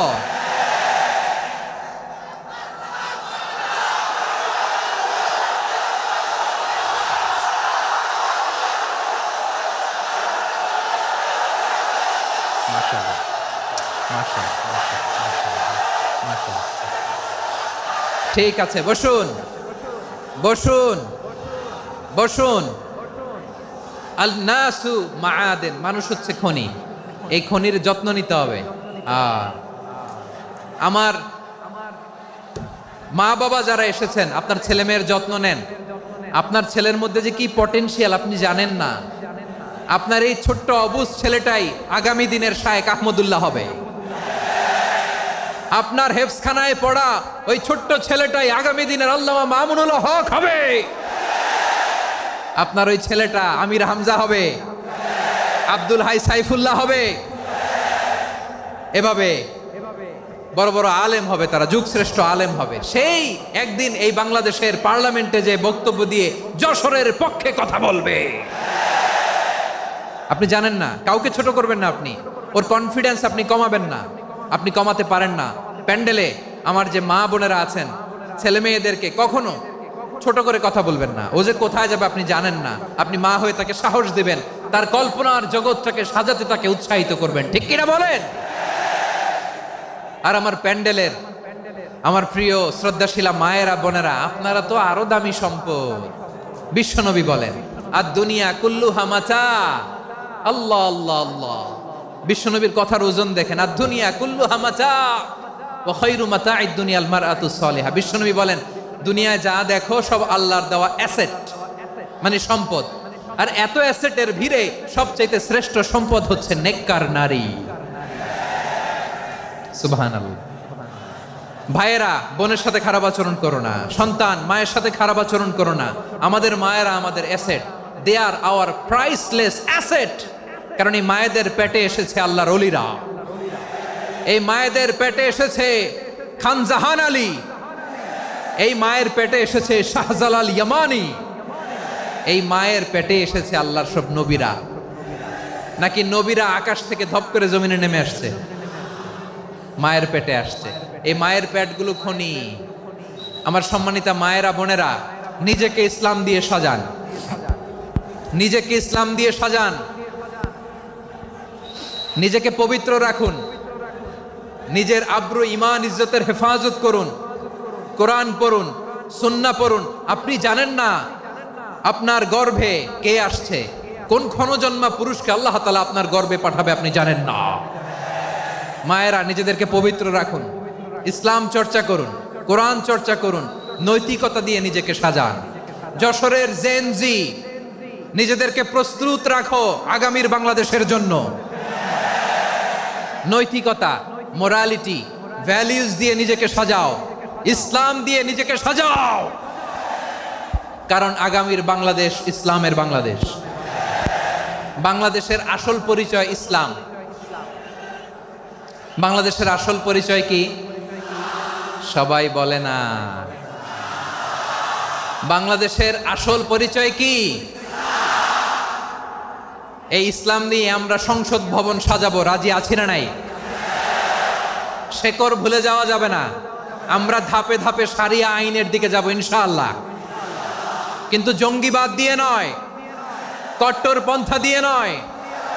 আমরা ইন্টেলেকচুয়ালি, গ্রাজুয়ালি, ধাপে ধাপে শারিয়া আইনের দিকে মুভ করবো ইনশাআল্লাহ। বলো লিল্লাহি তাকবীর। এদেশের আসল পরিচয় সবাই বলে না, আওয়াজ করে, এদেশের আসল পরিচয়। এদেশে আজান শুনে সূর্য ওঠে শহর গ্রামে, এদেশে আজান শুনে সূর্য ডুবে সন্ধ্যা নামে, এদেশে সকল কাজে সবাই বলে বিসমিল্লাহ, এদেশে ভালো কিছু দেখে শুনে হাসি মুখে সবাই বলে মাশা আল্লাহ। সুবহানাল্লাহ, সুবহানাল্লাহ, সুবহানাল্লাহ, সুবহানাল্লাহ, সুবহানাল্লাহ, সুবহানাল্লাহ, সুবহানাল্লাহ, সুবহানাল্লাহ। ও নবীন তরুণ, তোমার কিসের এত ভয়? জেনে রেখো বাংলাদেশের আসল পরিচয়। বাংলাদেশের আসল পরিচয় ইসলাম। আওয়াজ তুলে বলো, আসল পরিচয় কি? এদেশে পরস্পরে দেখা হলে দেয় সালাম, এদেশে আমজনতার হৃদয় জুড়ে পাক্কালাম। ঠিক কি না? এদেশে বিপদ এলে সর্বজনে সর্বক্ষণে দোয়া পড়ে ইন্না লিল্লাহ, সুবহানাল্লাহ, সুবহানাল্লাহ, সুবহানাল্লাহ, সুবহানাল্লাহ। এদেশে আজান শুনে সূর্য ওঠে শহর গ্রামে, এদেশে আজান শুনে সূর্য ডুবে সন্ধ্যা নামে, এদেশে সকল কাজে সবাই বলে বিসমিল্লাহ, এদেশে ভালো কিছু দেখে শুনে হাসি মুখে সবাই বলে মাশা আল্লাহ। সুবহানাল্লাহ, আওয়াজ করে সুবহানাল্লাহ, সুবহানাল্লাহ, সুবহানাল্লাহ, সুবহানাল্লাহ। সবাই একসাথে সুবহানাল্লাহ, সুবহানাল্লাহ, সুবহানাল্লাহ, সুবহানাল্লাহ। এদেশের আসল পরিচয় কি? আওয়াজ করে বলতে ভয় লাগে। এদেশের আসল পরিচয় কি? ইসলাম দিয়ে আমাদের সংসদ ভবন চলুক, আমরা চাই কি চাই না? বঙ্গভবনে লা ইলাহা ইল্লাল্লাহর পতাকা উড়ুক, আমরা চাই কি চাই না? প্রতিটি জেলা অফিসে, ডিসি অফিসে লা ইলাহার পতাকা ঝুলুক, আমরা চাই কি চাই না? কারা কারা চাই হাত তুলে আল্লাহরে দেখায়।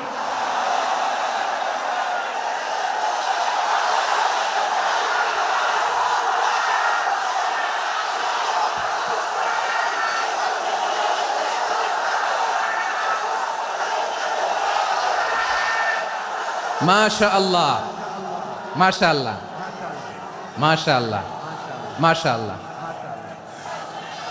যশোর, আওয়াজ করে বলো, ভালো মানুষ না খারাপ মানুষ? বুঝে বলছো তো? মানুষ ভালো হলে যে কত ভালো। এই মানুষকে যত্ন নিলে, মানুষকে মানুষ বানালে যে সে কি হতে পারে শুনবা? হ্যাঁ, নাকি মোনাজাত দিয়ে দিব? শুনবা? তাহলে থামতে হবে। থামো, আমি যখন বলবো থামো থামো, তাকবীরের সময় দিলে তাকবীর। থামো থামো। মানুষকে যত্ন নিলে, এই এদিকে এদিকে, ড্রোন নামায় ফেলো। হয়েছে, ড্রোনের ফুটেজ হয়ে গেছে, এবার ড্রোন নামায় ফেলো। আমার দিকে তাকাও। মানুষকে, তোমরা এদিক সেদিক তাকালে তো গুরুত্বপূর্ণ পয়েন্ট মিস হয়ে যাবে। এদিকে এদিকে, হ্যাঁ মাস, ঠিক আছে, এদিকে। মানুষকে যত্ন নিলে মানুষের মধ্যে যারা কি পটেনশিয়াল রেখেছে। আমি জাপানের দুইটা উদাহরণ দেই। জাপানের, এই এই এভাবে এভাবে হবে, হয় বসো নয় পেছনে, কথা নাই, কথা তো বলাই যাবে না, হারাম কথা বলা। আজকে একেবারে চুপ, আজকের জন্য হারাম করে দিছে আমি, এই কিছু সময়ের জন্য একেবারে নিষিদ্ধ। জাপানের দুইটা উদাহরণ দেই, খেয়াল করে একটু শুনেন, বুঝবেন। আল্লাহ, 2022 সালে জাপানের সাথে জার্মানির খেলা, ফিফা ওয়ার্ল্ড কাপ 2022। এক পক্ষে জাপান, আরেক পক্ষে কোন দেশ? কথা শোনে নাই। এক পক্ষে কোন দেশ, আরেক পক্ষে সবাই। এক পক্ষে, আরেক পক্ষে। ওই খেলায় জিতেছিল জাপান, জিতেছিল 22 সালের এই ফিফা ওয়ার্ল্ড কাপে। জাপান ফুটবল খেলায় জিতে, as a part of their celebration, তারা খেলার পরে পুরো স্টেডিয়ামটারে ক্লিন করে। The fan base of Japan, লক্ষ লক্ষ মানুষ খেলা দেখতে যায়, তো এত ডাস্টবিনও তো নাই। তো যারা ডাস্টবিনে জায়গা পায় নাই, তারা এই যে চকলেটের প্যাকেট, পানির বোতল, চিপসের প্যাকেট তারা এদিকে সেদিকে রেখে দিয়েছে। জাপানের ভক্তরা, জাপানের ফলোয়াররা, as a part of their celebration, তারা খেলার পরে পুরো স্টেডিয়ামের সব ময়লা আবর্জনা ক্লিন করে তারপরে বিদায় নিয়েছে। তাদেরকে কি ক্লিন করার দায়িত্ব দেওয়া হয়েছিল? এই যশোর, জাপানের যে ছেলেরা খেলা দেখতে গেছিল, ওদেরকে কি ক্লিন করার দায়িত্ব দিছিল? তারা কি স্টেডিয়ামের পরিচ্ছন্নতা কর্মী? তাদের আকল, তাদের সিক্স সেন্স তাদেরকে বলেছে। ছোটবেলা থেকে জাপান গভর্নমেন্ট ওদেরকে এত পরিচ্ছন্নতা শেখায়, ক্লিনলিনেস অ্যাওয়ারনেস ক্যাম্পেইন করায়। ক্লাসে আমি দেখেছি, ক্লাসে নিজের বেঞ্চ নিজে মুছে, ক্লাসের মাঝখানে একটা সময় দেয়, নিজের টেবিল নিজে মুছে, নিজের ক্লাসরুমটা নিজে পরিষ্কার করে। রাস্তাঘাটে একটা ধুলা নাই, ময়লা নাই, একটা টিস্যু নাই। খেলার পরে গোটা বিশ্বকে তাক লাগিয়ে দিয়েছে। জাপানের ফ্যানরা সবার রেখে যাওয়া গার্বেজ, টিস্যু, বোতল পরিষ্কার করে তারপরে স্টেডিয়াম থেকে বিদায় নিয়েছে। আমরা কেন এমন হইতে পারলাম না? আমরা কেন এমন হইতে পারলাম না? জাপানের যারা এগুলো করছে, ওদের 3টা করে চোখ না? চোখ তো 3টা, জাপানো লাগো, জাপানো লাগো। হাত তো 4টা, কান তো 6টা। হ্যাঁ, নাকি আমার মতো 2 হাত 2 কানওয়ালা মানুষ? চোখে দেখলে ওটা মানুষ না। চিন্তা করছেন? তার মানে জাপানিজদেরকে যে গ্রুমিং করে শিখানোর মাধ্যমে পরিচ্ছন্ন বানানো গেছে। ওরা যেমনি মানুষ, আমরাও মানুষ। আমাদের সন্তানদেরকে শেখালে তারাও পারবে। পারবে কিনা? 2 নম্বর উদাহরণ বলি। চট্টগ্রাম ফেনীতে যারা গিয়েছেন, মেঘনা গোমতী ব্রিজ প্রকল্প নাম শুনছেন? মেঘনা একটা ব্রিজ পার হওয়া লাগে। এই মেঘনা গোমতী, এখানে 3টা ব্রিজ, কাঁচপুর সহ এই 3টা ব্রিজের নির্মাণ কাজ, রেনোভেশনের কাজ দেয়া হয়েছিল জাপানের একটা কোম্পানিকে। কাকে? জাপানের কোম্পানির নির্মাণ শেষে 738 কোটি টাকা বেঁচে গেছিল। এটা গভর্নমেন্টের হাতে দিয়ে তারা বিদায় নিয়েছে। কত টাকা? 738 কোটি টাকা। যত প্রাক্কলিত ব্যয় নির্ধারণ করা হয়েছে, সব টাকা সরকার, তৎকালীন সরকার, 2019-এর সরকার, কারা ছিল তো জানেন? এই 2019-এর সরকার তাদেরকে দিয়েছে। তারা রিনোভেশন নির্মাণ শেষে 738 কোটি টাকা অতিরিক্ত বেঁচে গেছিল। এটা আবার গভর্নমেন্টের হাতে বুঝাই দিয়ে তারা বিদায় নিচ্ছে। আমরা কেন এমন হইতে পারলাম না? জাপানের ওরাও মানুষ, আমরাও মানুষ। তার মানে মানুষে মানুষে পার্থক্য আছে না নাই? আচ্ছা, জাপানের 2টা উদাহরণ দিলাম, এবার আমার দেশের 2টা উদাহরণ দিব না?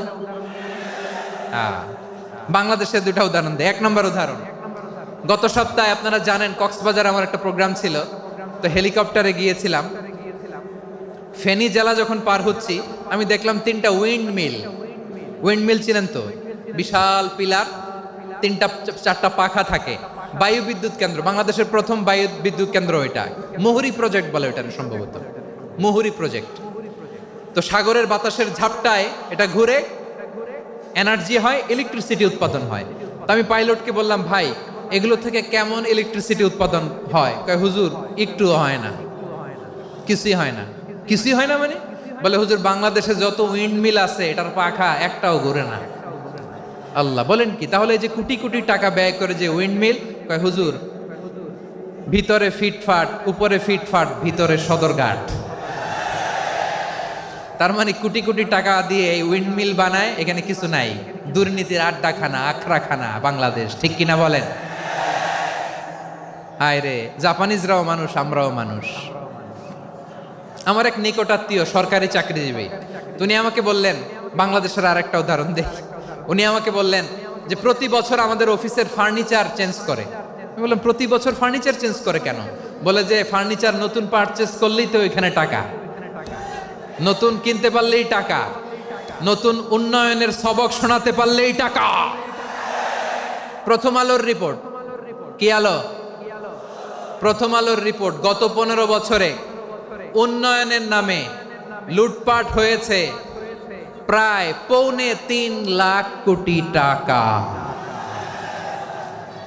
কার রিপোর্ট? আমাদের বানানো কথা, প্রথম আলোর রিপোর্ট।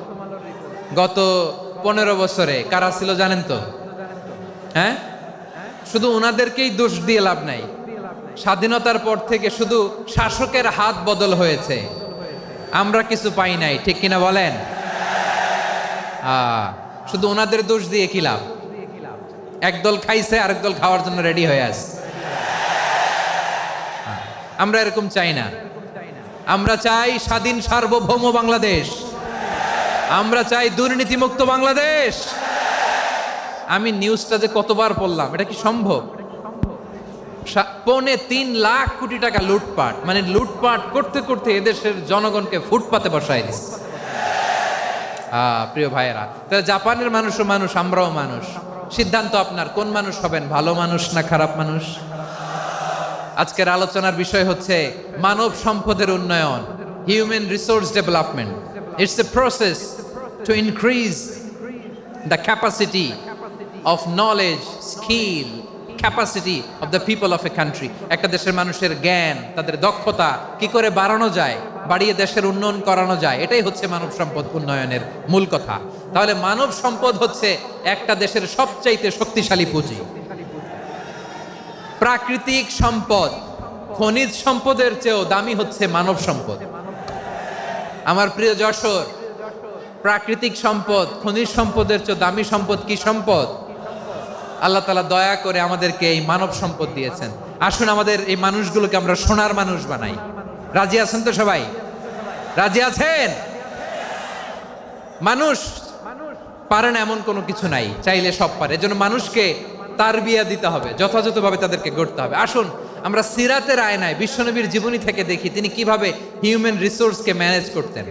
যদি আপনাদের সময় হয়, 2-1টা উদাহরণ দিয়ে আজকে আমি আমার আলোচনার বিদায় নিব। হবে সময় হবে কয়েক মিনিট? হ্যাঁ, শান্ত থাকবেন তো? শান্ত থাকবা? হ্যাঁ, ঠিক আছে। এই ধাক্কার মধ্যে ঢুকছে, এবার মজা বুঝতেছো তো? হ্যাঁ, মানা করছিলাম না? ঠিক আছে, টের পাও। হ্যাঁ, ঠিক আছে। যে আওয়াজ করবে আমি ওকে দেখতেছি, কে কে আওয়াজ করে দেখতেছি।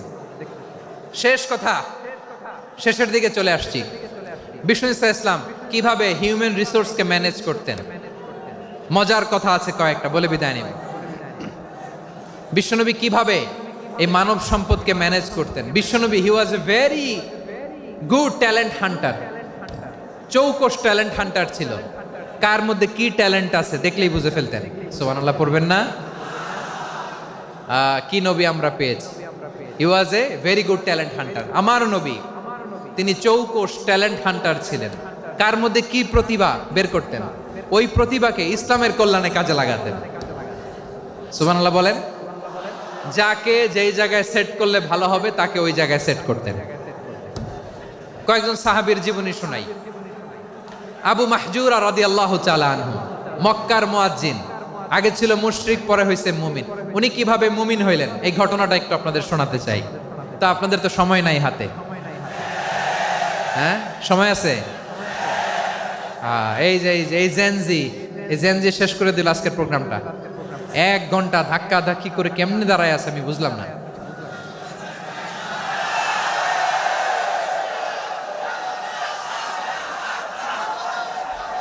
না না, তাকবির না, চুপ করতে হবে। What I need, you stop. Just shut up. চুপ।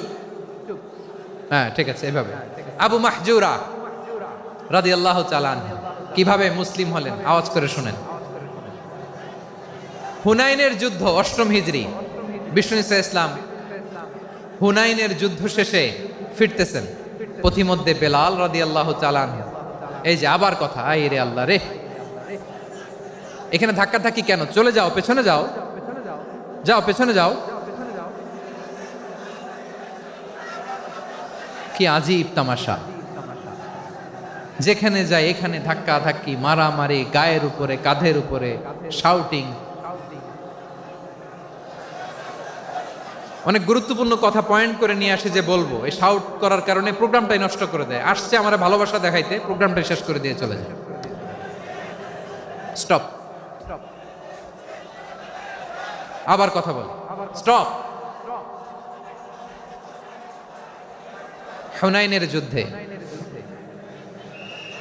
8ম হিজরি, কত হিজরি সবাই বলেন না একটু, কত হিজরি? 8ম হিজরিতে হুনাইনের যুদ্ধে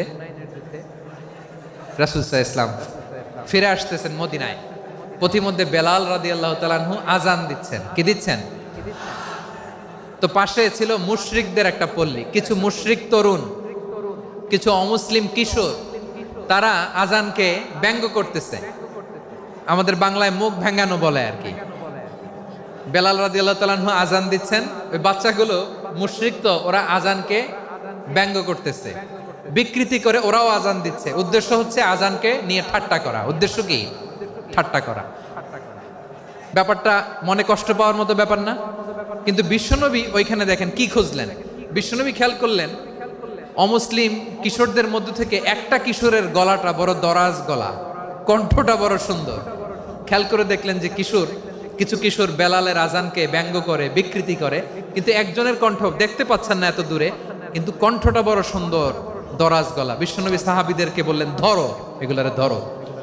সবগুলারে ধরে বিশ্বনবীর সামনে আনা হলো। ওরা হাঁটু গেড়ে বসলো। বিশ্বনবী বললেন, তোমাদের মধ্যে কে যেন ব্যঙ্গ করে আজান দিচ্ছিল, তার গলাটা বড় উঁচু, গলার বেসটা বড় মজবুত, মেলোডিয়াস, সুমধুর কণ্ঠ, কে? আবু মাহজুরা বলে, আমার বন্ধুরা সবাই আমার দিকে আঙ্গুল দেখায়, আমি পড়ে গেছি বিপদে। রাসূল সাল্লাল্লাহু আলাইহি ওয়াসাল্লাম বাকি অমুসলিম তরুণদেরকে ছেড়ে দিলেন, বললেন তোমরা যাও। এবার আবু মাহজুরারে পাইছে।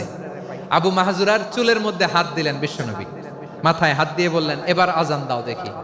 আবু মাহজুরা বলে, আমি তো আজান দিতে জানি না, কারণ আমি তো বেলালেরটা শুইনা দিছি, আমার তো মুখস্থ নাই, আমি তো আজান দিতে জানি না।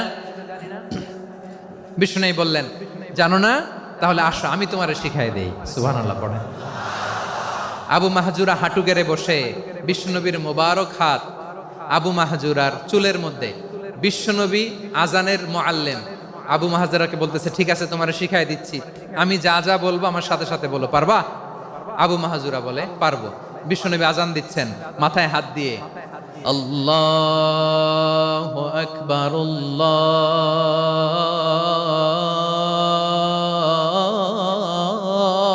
আল্লাহু আকবার।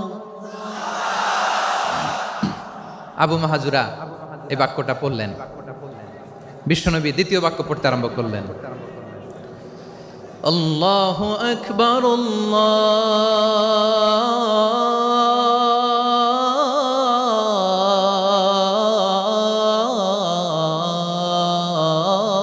আল্লাহু আকবার। আবু মাহজুরা এই বাক্যটা বললেন। বিশ্বনবী আবু মাহজুরার মাথার মধ্যে হাত দিয়ে তৃতীয় বাক্য বললেন, أشهد أن لا إله إلا الله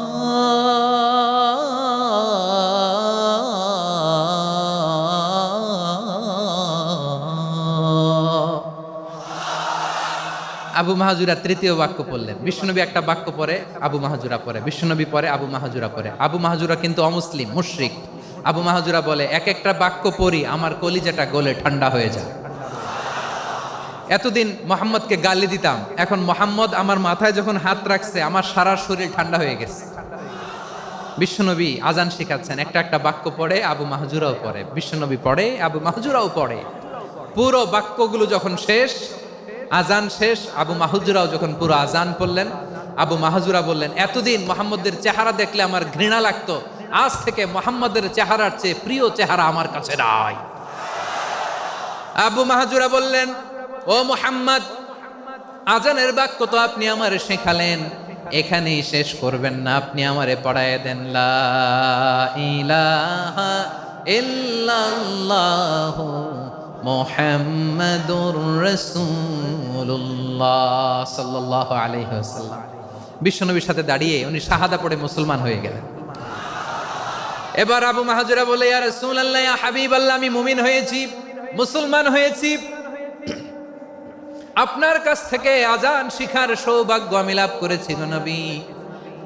আমার কণ্ঠের বড় তারিফ করেছেন আপনি, আমার আজানকে আপনি পছন্দ করেছেন। একটা জিনিস আপনার কাছে চাই, আপনি আমাকে মক্কার মসজিদুল হারামের মুয়াজ্জিন হিসেবে অ্যাপয়েন্ট করে দে। বিষ্ণু ইসলাম বললেন, যাও আবু মাহজুরা, আমি তোমাকে পৃথিবীর শ্রেষ্ঠতম মসজিদ মক্কার মসজিদুল হারামের মুয়াজ্জিন হিসেবে অ্যাপয়েন্ট করে দিলাম। দেখছেন কিভাবে ট্যালেন্ট হান্টিং করতে হয়, কিভাবে হিউম্যান রিসোর্স মানব সম্পদকে ব্যবহার করতে হয়। আসছিল আজানকে ভেঙাইতে, আসছিল কেন? আজানকে ব্যঙ্গ করার জন্য, বিকৃত করার জন্য। আজানকে বিকৃত করতে যে ইসলামের সবচেয়ে শ্রেষ্ঠ মসজিদের মুয়াজ্জিন হয়ে গেল। পড়েন সুবহানাল্লাহ। হযরত আবু মাহজুরা রাদিয়াল্লাহু তাআলা আনহু ওনার এই সুললিত কণ্ঠ ব্যবহার করে মসজিদুল হারামে এত সুন্দর করে আল্লাহু আকবার বলে আজান দিতেন। মানুষগুলোর, মুসল্লিগুলোর, মক্কাবাসীর হৃদয়কে তিনি বিগলিত করে দিতেন, মানুষের হৃদয়কে ঠান্ডা হয়ে যেত। শুধু এখানেই শেষ না আমার যশোরের ভাইয়েরা, বিশ্বনবী যখন সাইয়েদনা আবু মাহজুরা রাদিয়াল্লাহু তাআলা আনহুকে আজান শিখাচ্ছিলেন, বলেন তো বিশ্বনবীর হাতটা কোথায় ছিল? আবু মাহজুরার মাথার সামনে, এই চুলের উপরে ছিল। আবু মাহজুরা ওই স্মৃতিটাকে ধারণ করবার জন্য, ওই স্মৃতিকে বহন করার জন্য বিশ্বনবীর মোবারক হাত আবু মাহজুরার কপালের চুলের যেই জায়গায় লেগেছে, মৃত্যুর আগের দিন পর্যন্ত আবু মাহজুরা মাথার ওই চুলে কোনোদিন ছুরি আর কামার লাগায় নাই, সেখানে কেচি লাগায় নাই, চুলের মধ্যে খুর লাগায় নাই। আবু মাহজুরা ডান দিকের চুল কাটতো, বাম দিকের চুল কাটতো, পেছনের চুল কাটতো, সামনের চুল কাটতো না। আবু মাহজুরা রাদিয়াল্লাহু তাআলা আনহুর সামনের চুলগুলো বড় হতে হতে যখন এত বড় হয়ে যায়, তিনি চুলগুলো পেঁচিয়ে মাথার মধ্যে রাখতেন, তারপরে তিনি পাগড়ি পরতেন। সবাই জিজ্ঞেস করতো, আবু মাহজুরা, এটা আবার কেমন স্টাইল? দেখতে তোমারে কি বিদঘুটে লাগে, কেমন অড লাগে, কেমন খারাপ দেখা যায়। মক্কায় এমন কোন মানুষ তো দেখি নাই, ডানে চুল কাটে, বায়ে চুল কাটে, পেছনে চুল কাটে, সামনে কাটে না। ওরে আবু মাহজুরা, কেমন দেখা যায় তোমারে, তুমি সামনের চুল কাটো না কেন? আবু মাহজুরা বলে, আমি হাঁটু গেড়ে পেয়ারা নবীর সামনে বসেছিলাম, আমার এই মাথার চুলের মধ্যে মুবারক হাত লাগিয়ে বিশ্বনবী নিজে আমাকে আজানের প্রতিটা বাক্য শিক্ষা দিয়েছেন।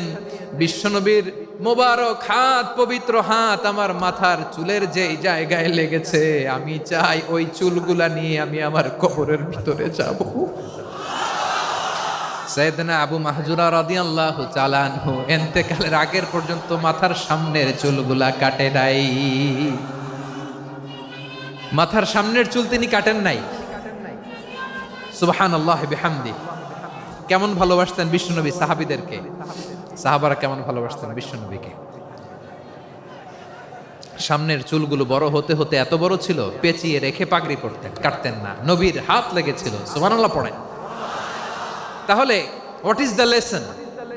মোরাল অফ দ্য স্টোরি কি? মোরাল অফ দ্য স্টোরি হচ্ছে, আসছিল আজানকে ব্যঙ্গ করার জন্য, বিকৃত করার জন্য, হয়ে গেল মসজিদুল হারামের মুয়াজ্জিন। দেখেন বিশ্বনবী একটা খারাপ সিচুয়েশনের মধ্যে থেকে কি ভালো জিনিস বের করে আনলেন। আমি যে শুরুতে বলেছি কিভাবে তিনি হিউম্যান রিসোর্সকে ডেভেলপ করেছেন, ম্যানেজ করেছেন। তিনি যে চৌকস ট্যালেন্ট হান্টার ছিল, দেখেন সবার মধ্যে থেকে এর বাছাই করে মুয়াজ্জিন বানাই দিয়েছেন। সুবহানাল্লাহ পড়েন। তার মানে এই না সবাইরে ধরে ধরে উনি মুয়াজ্জিন বানাইছেন। যার যেই ট্যালেন্ট আছে তাকে ওই কাজে অ্যাসাইন করেছেন। যার যেই প্রতিভা আছে তার প্রতিভাকে ইসলামের কাজে লাগিয়েছেন। সুবহানাল্লাহ পড়েন। যায়েদ বিন সাবিত রাদিয়াল্লাহু তাআলা আনহু নাম শুনেছেন? যশোর কথা বেরোয় না। যদি জিগায় সালমান খানের নাম শুনছেন, সবাই হাত তুলবে, জি হুজুর শুনছি, মানে সব দেখা শেষ।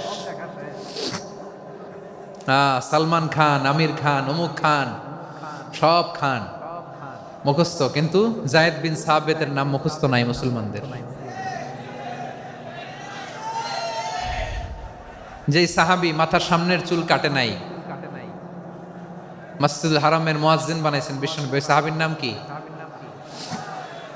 খায়া ফেলাইস, স্লোগানের সাথে খায়া ফেলাইস। আবু মাহজুরা, কি নাম? আবু মাহজুরা আল জুমাহি রাদিয়াল্লাহু তাআলা আনহু। এই নামটা আজকে নিয়ে যাইতে হবে যশোর। আবু মাহজুরা রাদিয়াল্লাহু তাআলা আনহু। 2 নম্বরে বলছিলাম যায়েদ বিন সাবিত রাদিয়াল্লাহু তাআলা আনহু। বিশ্বনবী দেখলেন মদিনার এই আনসারী সাহাবী হাইলি ট্যালেন্টেড, ইন্টেলেকচুয়াল, মেরিটোরিয়াস, জ্ঞানের প্রতি তার আকর্ষণ, মারাত্মক আকর্ষণ। বিশ্বনবী তাকে দায়িত্ব দিলেন, কোরআন যা নাজিল হয় তুমি লিখো, কাতিবুল ওয়াহি বানায় দিলেন। সুবহানাল্লাহ। যায়েদ বিন সাবিতরে আবার আজান শিখান নাই, কারণ তার মধ্যে বিশ্বনবী প্রতিভা দেখেছেন, একাডেমিক প্রতিভা। বিশ্বনবীর একাডেমিক প্রজেক্টগুলো তিনি হ্যান্ডেল করতেন। যায়েদ বিন সাবিত ছিল বিশ্বনবীর ব্যক্তিগত সচিব। কি ছিল? ব্যক্তিগত সচিব। বোঝেন নাই? বিশ্বনবীর ব্যক্তিগত সচিব এবং দোভাষী। ইহুদিরা কিছু লিখে দিলে এটার অর্থ বিশ্বনবীরে বুঝায় দিতেন, আবার ইহুদিদের কাছে কিছু লিখতে হলে তিনি লিখে দিতেন। বিশ্বনবী একদিন বললেন, ইন্নী ওয়াল্লাহি মা আমানু ইয়াহুদা আলা কিতাব। ইহুদিরা যে চিঠি পাঠায় অর্থ তো বুঝি না, আরেক ইহুদি আইনে অর্থ করা লাগে। আবার ইহুদিদের কাছে কিছু লিখে পাঠাইতে চাইলে আমরা তো লিখতে পারি না, ইহুদিরে দিয়ে লেখা লাগে। ওরা যে পয়রা শোনায় লিখে দেয়, আমি ওদের বিশ্বাস করি না। আমার নিজের একজন লোক দরকার। বিশ্বনবী এই যায়েদ বিন সাবিতকে চুজ করলেন ল্যাঙ্গুয়েজের জন্য। উনি বললেন, যায়েদ তোমার সফট স্কিলকে ডেভেলপ করতে হবে, তুমি হিব্রু ল্যাঙ্গুয়েজ শিখে ফেলো। যায়েদ বিন সাবিত বলল, বিশ্বনবীর মোটিভেশন আর ইন্সপিরেশন পেয়ে আমি 15 দিনে ইহুদিদের এই হিব্রু ল্যাঙ্গুয়েজ শিখে ফেললাম। শুধু শিখে ফেললাম না, হাত্তা হাদিকতু, even I became master in the language. এই ভাষা আমি পারদর্শী হয়ে গেলাম। এরপরে ইহুদিরা চিঠি লিখে পাঠালে আর কোনো ইহুদি ডাকা লাগতো না, আমি নবীর এটার অর্থ শুনে পরে বুঝাই দিতাম। আবার ইহুদিদের কাছে চিঠি লেখা লাগলে আমি যায়েদ বিন সাবিত চিঠি লিখে দিতাম। সুবহানাল্লাহ। দেখেন এত সাহাবীর মধ্যে থেকে বিশ্বনবীর একাডেমিক প্রজেক্ট, ব্যক্তিগত সচিব, দোভাষী হিসেবে তিনি যায়েদ বিন সাবিতের মতো তরুণকে নির্বাচিত করেছেন। কেমন ট্যালেন্ট হান্টার ছিল আমার নবী। সুবহানাল্লাহ পড়বেন না?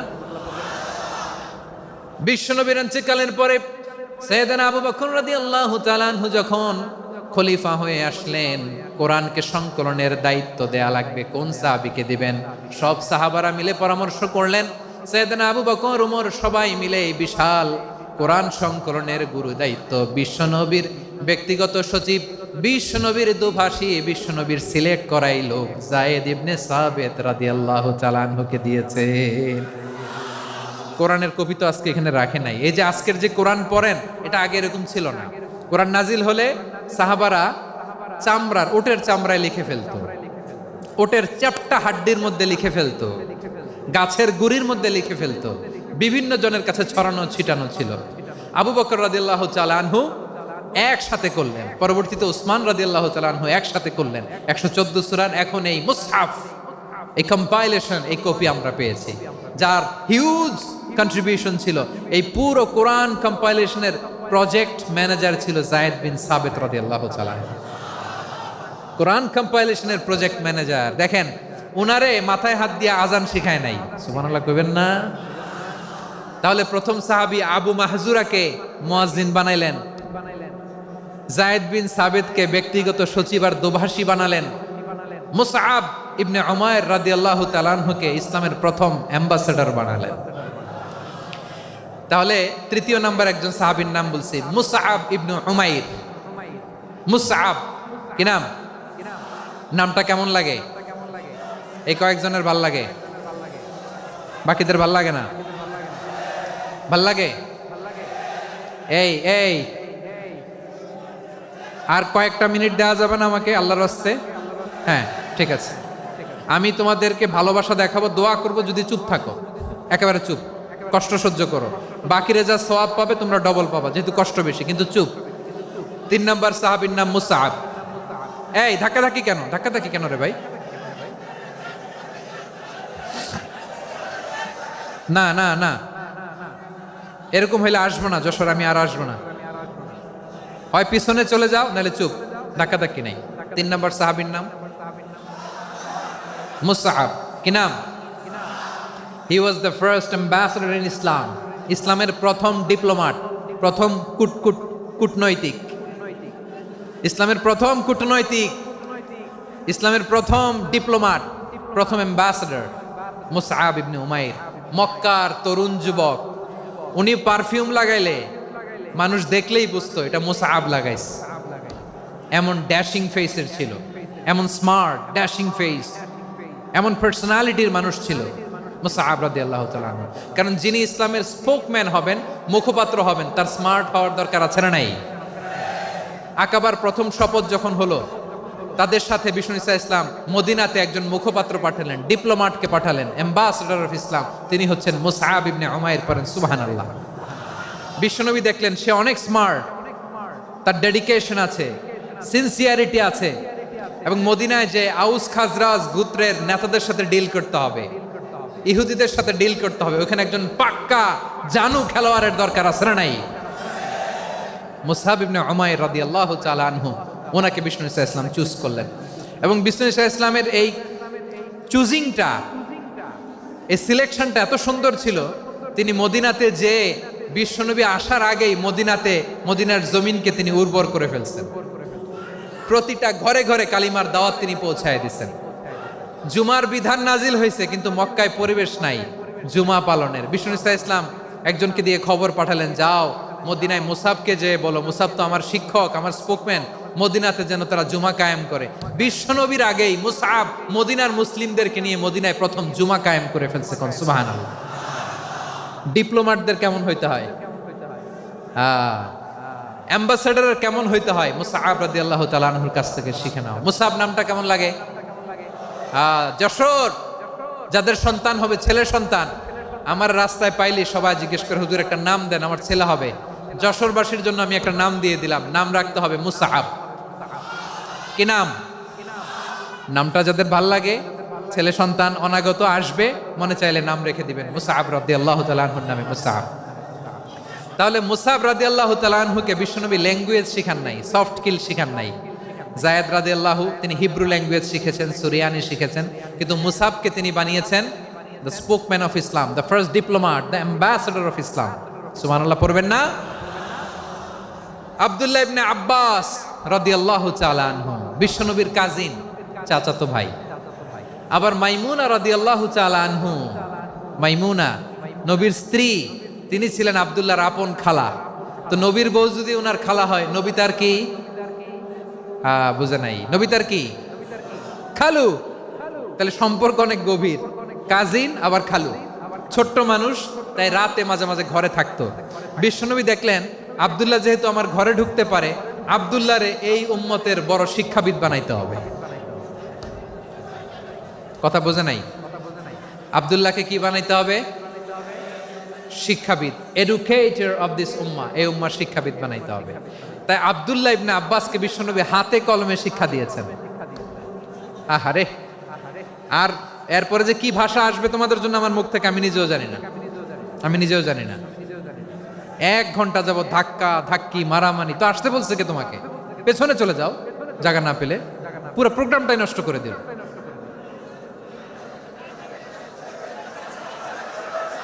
জি, আমার দিকে তাকান, আমি শেষ করে দিচ্ছি। হবে না, ইন্টেলেকচুয়াল আলোচনা এখানে হবে না, আমি বুঝতে পারছি, আমি শেষ করে দিচ্ছি। আব্দুল্লাহ ইবনে আব্বাস রাদিয়াল্লাহু তাআলা আনহু। মনোযোগ দিয়ে কয়েকটা মিনিট শুনুন, আমি এখনই শেষ করে দিচ্ছি, এরপর আওয়াজ করবে। এই যে এগুলো কি আমি বুঝলাম না। আমি বললাম না সব করা যাবে, বসে যাও, শুয়ে যাও, চলে যাও, আওয়াজ করা যাবে না। অন্যকে বসো এটাও বলার দরকার নেই, জাস্ট এদিকে তাকাও। আল্লাহ। আব্দুল্লাহ ইবনে আব্বাস রাদিয়াল্লাহু তাআলা আনহু, ওনাকে বিশ্বনবী হাতে কলমে শিক্ষা দিয়েছেন, যেহেতু উম্মতের শিক্ষাবিদ হবেন, এডুকেটর হবেন। তো বিশ্বনবী রাতে যখন তাহাজ্জুদ পড়তেন, ছোট্ট আব্দুল্লাহ ঘরে থাকতো, বুঝতে পেরেছেন? ছোট্ট মানুষ তো ঘরে থাকতো। তো বিশ্বনবী তাহাজ্জুদের জন্য একবার দাঁড়িয়েছেন, ছোট্ট আব্দুল্লাহ ওযু করে দাঁড়াইছে। আচ্ছা বলেন তো, ইমাম আর মুসল্লি মোট যদি দুইজন হয়, একজন ইমাম একজন মুসল্লি, তো মুসল্লি ইমামের কোন দিকে দাঁড়াবে? ডানে দাঁড়াবে। ছোট্ট আব্দুল্লাহ বুঝে নাই, বিশ্বনবী তাহাজ্জুদ শুরু করেছেন, উনি একতেদা করছেন আর দাঁড়াইছেন বায়ে। কোথায় দাঁড়িয়েছেন? আব্দুল্লাহ বলেন, যখন আমি বায়ে দাঁড়ালাম, আখাযা রাসূলুল্লাহ সাল্লাল্লাহু আলাইহি ওয়াসাল্লাম উযুনি আল ইউমনা ইয়াফতিলুহা, বিশ্বনবী নামাজরত অবস্থায় আমার কান ধরে টেনে আমার ডান দিকে এনে দাঁড় করায় দিলেন। পড়েন সুবহানাল্লাহ। দেখেন হাতে কলমে শিক্ষা। আর জীবনে ভুলাবে? কথা কয় না, আর ভুলাবে? আর ভুল হবে না। এভাবে বিশ্বনবীর অনেক সঙ্গ পেয়েছেন, সফর করেছেন, একই বাহনে বসেছেন, এক বাহনে বসে লম্বা নাসিহত করেছেন, বলেছেন ইয়া গোলাম ইহফাজিল্লাহ ইয়াহফাজকা ইহফাজিল্লাহ তাজিদহু তুজাহাক ইযা সাআলতা ফাসআলিল্লাহ ওয়া ইযা ইসতাআনতা ফাসতাইন বিল্লাহ। আল্লাহর বিধান মানো, আল্লাহর বিধান রক্ষা করো, আল্লাহ তোমায় রক্ষা করবে। আব্দুল্লাহ, চাইতে হলে আল্লাহর কাছে চাও, সাহায্য চাইতে হলে আল্লাহর কাছে সাহায্য চাও। মনে রাখো, গোটা বিশ্বের সবাই যদি তোমার সাহায্য করতে চায়, ততটুকুই করতে পারবে যতটুকু আল্লাহ তোমার নসিবে রেখেছে। গোটা বিশ্ব যদি তোমার বিরুদ্ধে ষড়যন্ত্রে দাঁড়িয়ে যায়, ক্ষতি ততটুকু করতে পারবে যতটুকু তোমার জন্য বরাদ্দ আছে, এর বাইরে কিছু করতে পারবে না। আওয়াজ করে বলেন ঠিক কিনা? এভাবে হাতে কলমে শিখিয়েছেন, বিশ্বনবীর সঙ্গ পেয়েছেন। ওনাকে বিষ্ণু ইসলাম শিক্ষাবিদ, এডুকেটর অফ দিস উম্মাহ হিসেবে সিলেক্ট করেছেন, হাতে কলমে শিখিয়েছেন। বিশ্বনবী একবার প্রকৃতির ডাকে সাড়া দিয়ে এসেছেন। এখন কি করতে হবে? নামাজের জন্য অজু করতে হবে। বিশ্বনবী এসেই দেখেন অজুর বদনায় পানি ভরা, খুশি হয়ে গেলেন, বললেন কে রেখেছে পানি? একজন বলল আব্দুল্লাহ রেখেছে। বিশ্বনবী অত্যন্ত খুশি হলেন, খুশি হয়ে একটা দোয়া করলেন, বললেন আল্লাহুম্মা ফাক্কিহু ফিদ্দীন ওয়া আল্লিমহু তা'ওয়ীল। আল্লাহ, তুমি আব্দুল্লাহকে দ্বীনের বুঝ দিও আর কোরআনের তাফসির শিক্ষা দিও। বিশ্বনবীর এই দোয়া এমন লাগছে, উনি রাইসুল মুফাসসিরিন, এই পৃথিবীতে যত মুফাসসির ছিল, যত মুফাসসির আসবে, সকল মুফাসসিরের সম্রাট হিসেবে স্বীকৃত হয়েছেন আব্দুল্লাহ ইবনে আব্বাস। বিশ্বনবী ওনারে আজান শিখান নাই, বিশ্বনবী ওনারে ল্যাঙ্গুয়েজ শিখান নাই, বিশ্বনবী ওনারে অ্যাম্বাসাডর বানান নাই, হাতে কলমে শিক্ষা দিয়েছেন। ছোট্ট মানুষ, বিশ্বনবী ইন্তেকাল করলেন, আবু বকরের সময় গেল, ওমরে ফারুকের খেলাফত, তখনও তিনি তরুণ। ওমরে ফারুক রাদিয়াল্লাহু তাআলা আনহু ওনার ক্যাবিনেট মিনিস্ট্রির বৈঠকে এই আব্দুল্লাহ ইবনে আব্বাসকে পাশ দিয়ে বসায় রাখতেন। বয়স্ক সাহাবারা এটা পছন্দ করতো না, তারা বলতো ঘটনা কি, আব্দুল্লাহর মতো ছেলে নাতি আমাদের আছে, এরা কেন রাখে ওমরে ফারুক? ওমরে ফারুক এটা টের পেলেন, তিনি বুঝতে পারলেন যে ক্যাবিনেট মেম্বাররা এটা পছন্দ করে না, ছোট্ট আব্দুল্লাহরা কেন রাখি, কেন যে রাখি, এটা একদিন বুঝাবো। একদিন মিটিংয়ে তিনি সবাইকে বললেন ইদা জাআ নাসরুল্লাহি ওয়াল ফাতহ। এই আয়াত দ্বারা উদ্দেশ্য কি বলেন তো মুরব্বী সাহাবীরা? এক সাহাবী বলেন এই সূরা দ্বারা উদ্দেশ্য, আল্লাহ বলেছেন আমাদেরকে বিভিন্ন ল্যান্ড, বিভিন্ন এলাকা বিজয় করতে হবে। ওমরে ফারুক বললেন না, হয়নি। আরেকজন বললেন বিজয় হওয়ার পর আমাদের বেশি বেশি আল্লাহর বরত্বের ঘোষণা দিতে হবে, এটা উদ্দেশ্য। ওমরে ফারুক বললেন না, হয় নাই। যারা জিজ্ঞেস করেন কেউ পারে না। সব শেষে বিশ্বনবী ছোট্ট আব্দুল্লাহরে বলেন আব্দুল্লাহ ইদা জাআ নাসরুল্লাহি ওয়াল ফাতহ, এর দ্বারা উদ্দেশ্য কি বলো তো? ছোট্ট আব্দুল্লাহ বলেন হুয়া আজালু রাসূলিল্লাহ। এই আয়াত দ্বারা বিশ্বনবীর বিদায়কে উদ্দেশ্য নেওয়া হয়েছে। ওমরে ফারুক বললেন হাযা হুয়া, এটাই তো সঠিক উত্তর, এটাই সঠিক তাফসীর এই আয়াতের। কারণ ইদা জাআ নাসরুল্লাহি ওয়াল ফাতহ, যখন আল্লাহর সাহায্য আর বিজয় আসবে, ওয়া রাআইতান নাসা ইয়াদখুলুনা ফি দীনিল্লাহি আফওয়াজা, আপনি দেখবেন দলে দলে, ঢলে ঢলে, বানের পানির মতো মানুষ ইসলামের দিকে ঢুকতেছে, ইসলামের বিজয় হয়েছে। তো ইসলামের বিজয়ের মিশন নিয়ে নবী আসছে, বিজয়ী যখন হয়ে গেছে, এখন তো নবীর বিদায় হবে। জোরে বলেন ঠিক কিনা? কোন সাহাবী এই সূক্ষ্ম কথাটা ধরতে পারে নাই, ওই আব্দুল্লাহ ছাড়া। আব্দুল্লাহ যখন উত্তর দিছে সব সাহাবীদের টনক নড়েছে। এরপর থেকে কোনো ক্যাবিনেট মিটিং এ আর কোনো সাহাবারা কোনো প্রশ্ন করে নাই, আওয়াজ করে পড়েন সুবহানাল্লাহ। বিশ্বনবী আব্দুল্লাহ ইবনে আব্বাসকে দ্য এডুকেটর অফ দ্য উম্মাহ, উম্মার শিক্ষাবিদ হিসেবে গ্রহণ করেছেন। আওয়াজ করে পড়তে হবে আল্লাহু আকবার। সাহাবীদের নামগুলো মনে থাকবে?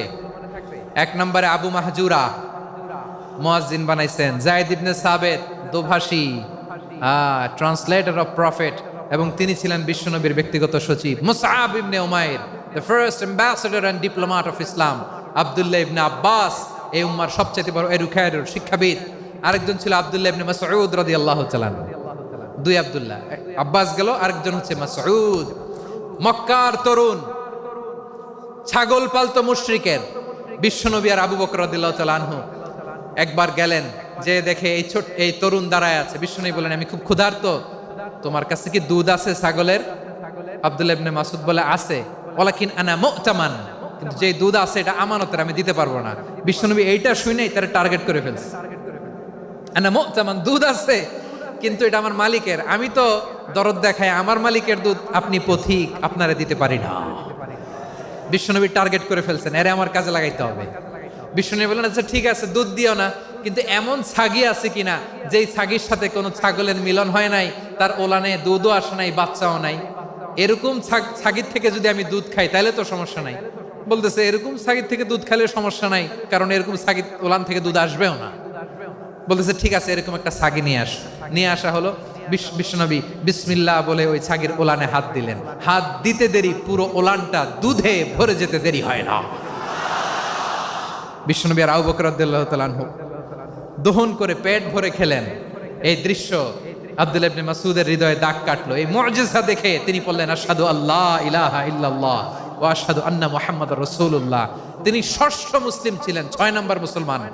ওনাকে টার্গেট করে বিশ্বনবী দেখলেন এমন ইন্টেলেকচুয়াল ব্রেন, উনি সূক্ষ্ম সূক্ষ্ম জিনিস বুঝে বেশি, ফিকহি জ্ঞান ওনার মধ্যে বেশি। বিশ্বনবী ওনাকে কোরআনের জ্ঞান শিক্ষা দিতে লাগলেন। উনি বিশ্বনবী সবার কাছে কোরআন শোনায়, কিন্তু বিশ্বনবী নিজে আব্দুল্লাহ ইবনে মাসউদের কাছ থেকে কোরআন শুনতো। বিশ্বনবী একবার বললেন, ইকরা আলাইয়া ইয়া মাসউদ। ইবনে মাসউদ, একবার শোনাও তো কোরআন দেখি। আব্দুল্লাহ ইবনে মাসউদ বলে, আকরাউ আলাইকা ওয়া আলাইকা উনজিল। নবী, আপনার উপর কোরআন নাজিল হয় আর আমি আপনার সামনে কোরআন পড়বো? বিশ্বনবী বললেন, ইন্নী উহিব্বু আন আসমাআহু মিন গায়রি। আমি নিজে পড়তে যেমনি ভালোবাসি, অন্যে পড়ুক আমি শুনবো, এটাও আমি ভালোবাসি। সূরা নিসা তিনি তেলাওয়াত করে শুনিয়েছেন। এমন সূক্ষ্ম সূক্ষ্ম বিষয় বিশ্বনবী উনাকে ধরিয়ে দিয়েছেন। উনি হয়ে গিয়েছেন, আব্দুল্লাহ ইবনে আব্বাস হয়েছেন রাইসুল মুফাসসিরিন, উনি হয়ে গিয়েছেন ফাকিহুল উম্মাহ। ওনার চাইতে বড় ফকিহ এই পৃথিবী আর দেখবে না। চিল্লায় বলেন সুবহানাল্লাহ।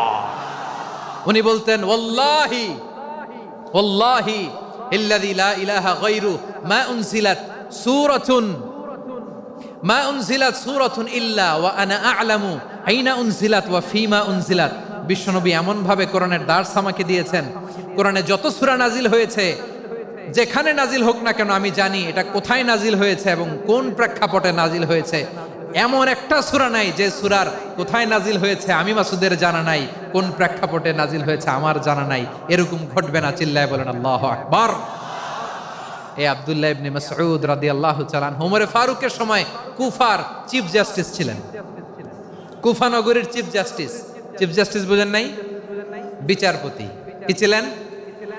সবাই বলে নাই, কি ছিলেন? বিচারপতি ছিলেন। এবং ওনার যে ফিকহি জ্ঞানের ধারা, এটাই আলকামা, ইব্রাহিম আন-নাখাই, হাম্মাদ ইবনে সুলাইমান হয়ে ইমাম আবু হানিফা পর্যন্ত পৌঁছেছে। এবং ওনার ফিকহি জ্ঞানের ধারাই হানাফি মাযহাবে অ্যাকসেপ্ট হয়েছে। আজও এগুলো হানাফি মাযহাবে চর্চিত হয়। হানাফি মাযহাবের সব ফিক আব্দুল্লাহ ইবনে মাসউদের ফিকহি জ্ঞানের ধারা থেকে নেওয়া হয়েছে। চিল্লায় পড়েন সুবহানাল্লাহ। তাহলে উনাকে বিশ্বনবী বানিয়েছেন জুরিস্ট, আইনবিদ, ফাকিহ। উনারে আজান শিখান নাই। হিউম্যান রিসোর্স ডেভেলপমেন্ট কিভাবে করবেন, মানব সম্পদের উন্নয়ন কিভাবে করতে হয়, কিভাবে যার যেখানে প্রতিভা কাজে লাগাতে হয় উনি দেখিয়েছেন। সুবহানাল্লাহ পড়বেন না? খালিদ বিন ওয়ালিদ নাম শুনছেন? কে কে শোনেন নাই? হাত তোলেন। কি ছিলেন? বীর যোদ্ধা, বীর যোদ্ধা ছিলেন খালিদ বিন ওয়ালিদ, কিন্তু তিনি ইসলাম ধর্ম গ্রহণ করেছেন অনেক দেরিতে, 8ম হিজরিতে। তার মানে 8ম হিজরির আগে উনি মুশরিকদের পক্ষে লড়াই করেছেন। ওনার হাতে কত মুসলিম সাহাবী যে নিহত হয়েছে হিসাব নাই। বিষ্ণুনবী টার্গেট করে রাখছে, তুমি আমাদের মুসলিমদের এত ক্ষতি করলা, তুমি যখন মুসলমান হবা তোমার দিয়ে আমি এমন কাম করামু যে এটা আর কেউ করতে পারবে না। সুবহানাল্লাহ নাই? যশোর ক্লান্ত হয়ে গেছে।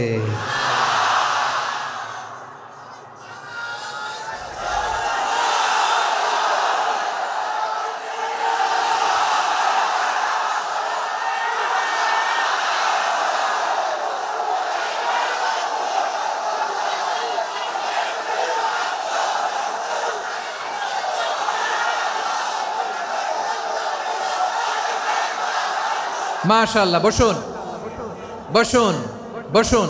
খালিদ বিন ওয়ালিদ রাদিয়াল্লাহু তাআলা 8ম হিজরিতে মুসলিম হয়েছেন, মক্কা বিজয়ের আগে। তো মক্কা বিজয়ের আগে যখন মুসলিম হয়েছেন, এর আগে কি করছেন?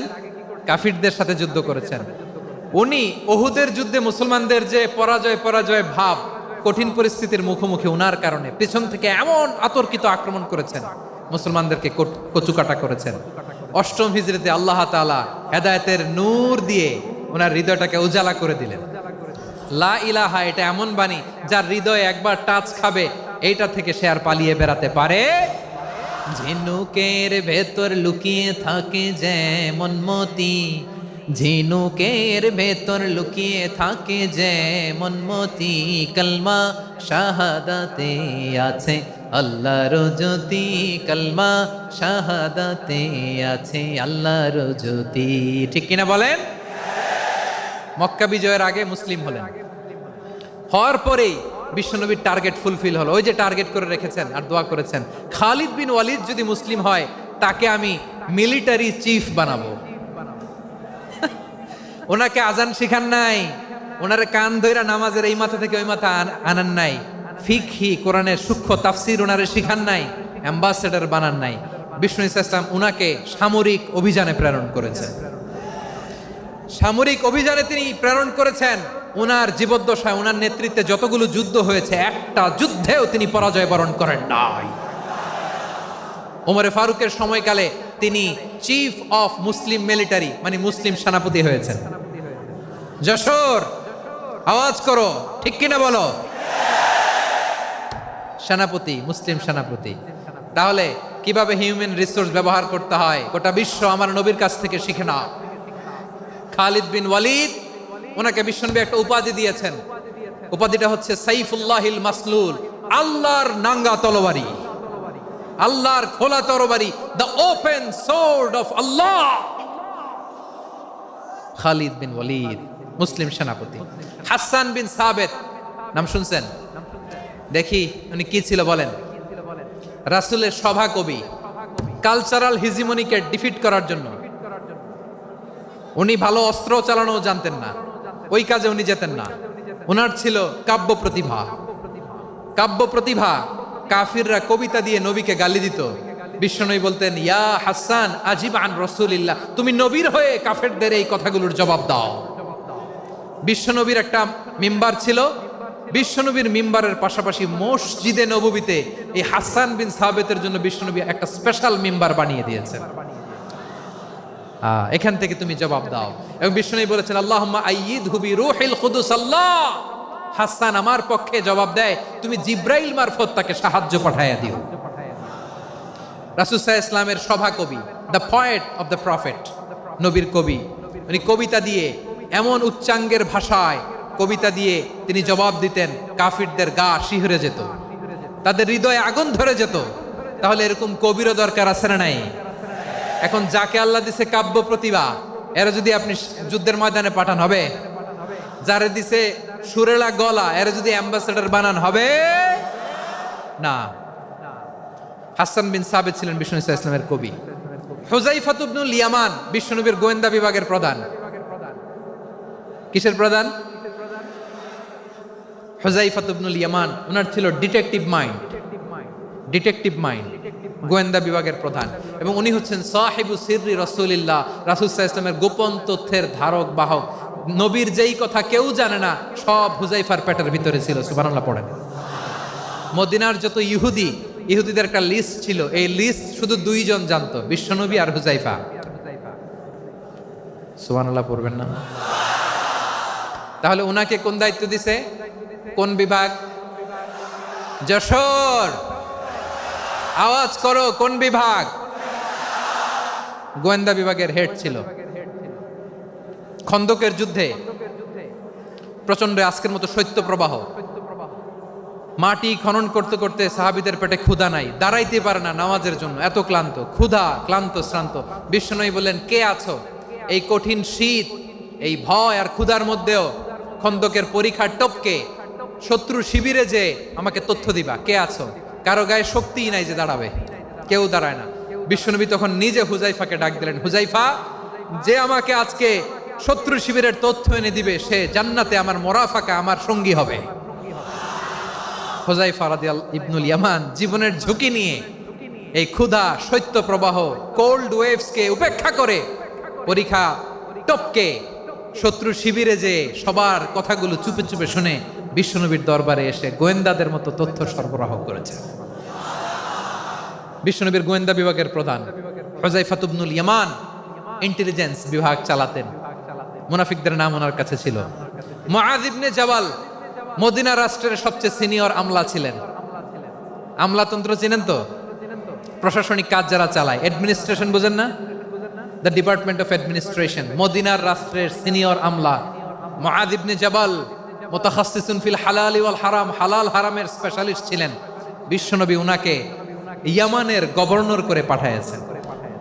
বলেছেন, ইন্নাকা তা'তি কওমান আহলা কিতাব, এমন গোষ্ঠীর কাছে যাবা যারা ইহুদি নাসারা, আগে শাহাদা পড়লে এরপরে নামাজের দাওয়াত দিও, নামাজ পড়লে যাকাতের দাওয়াত দিও। গভর্নরের অ্যাটিটিউড যেমন থাকে তেমন অ্যাটিটিউড ধরে রেখো। সুবহানাল্লাহ পড়েন। তাহলে মুআয ইবনে জাবালকে দিয়ে বিশ্বনবী কবিতা লেখায় নাই, চিঠি লেখায় নাই, আজান দেওয়ায় নাই। সুবহানাল্লাহ পড়বেন না? সব শেষ সাহাবী বলি আবু হুরায়রা রাদিয়াল্লাহু তাআলা, নাম শুনছেন? বিড়ালের বাবা। কি করতেন? খালি হাদিস মুখস্থ করতেন। উনি বলতেন, আলজামু রাসূলুল্লাহ আলা মিল ইবাতনি, আমার শুধু পেটের ক্ষুধার বন্দোবস্ত হইলে আমি নবীর সঙ্গ ছাড়তাম না। আমার আনসার সাহাবারা ক্ষেত খামারের কাজ করতো, আমার মুহাজির সাহাবারা ব্যবসা করতো, আর আমি নবীর সাথে সাথে থাকতাম। শুধু সকাল বিকাল দুই বেলা যদি আমার খাবারের বন্দোবস্ত হয়, আমি আর নবীর লক ছাড়ি না। সুবহানাল্লাহ কইবেন না?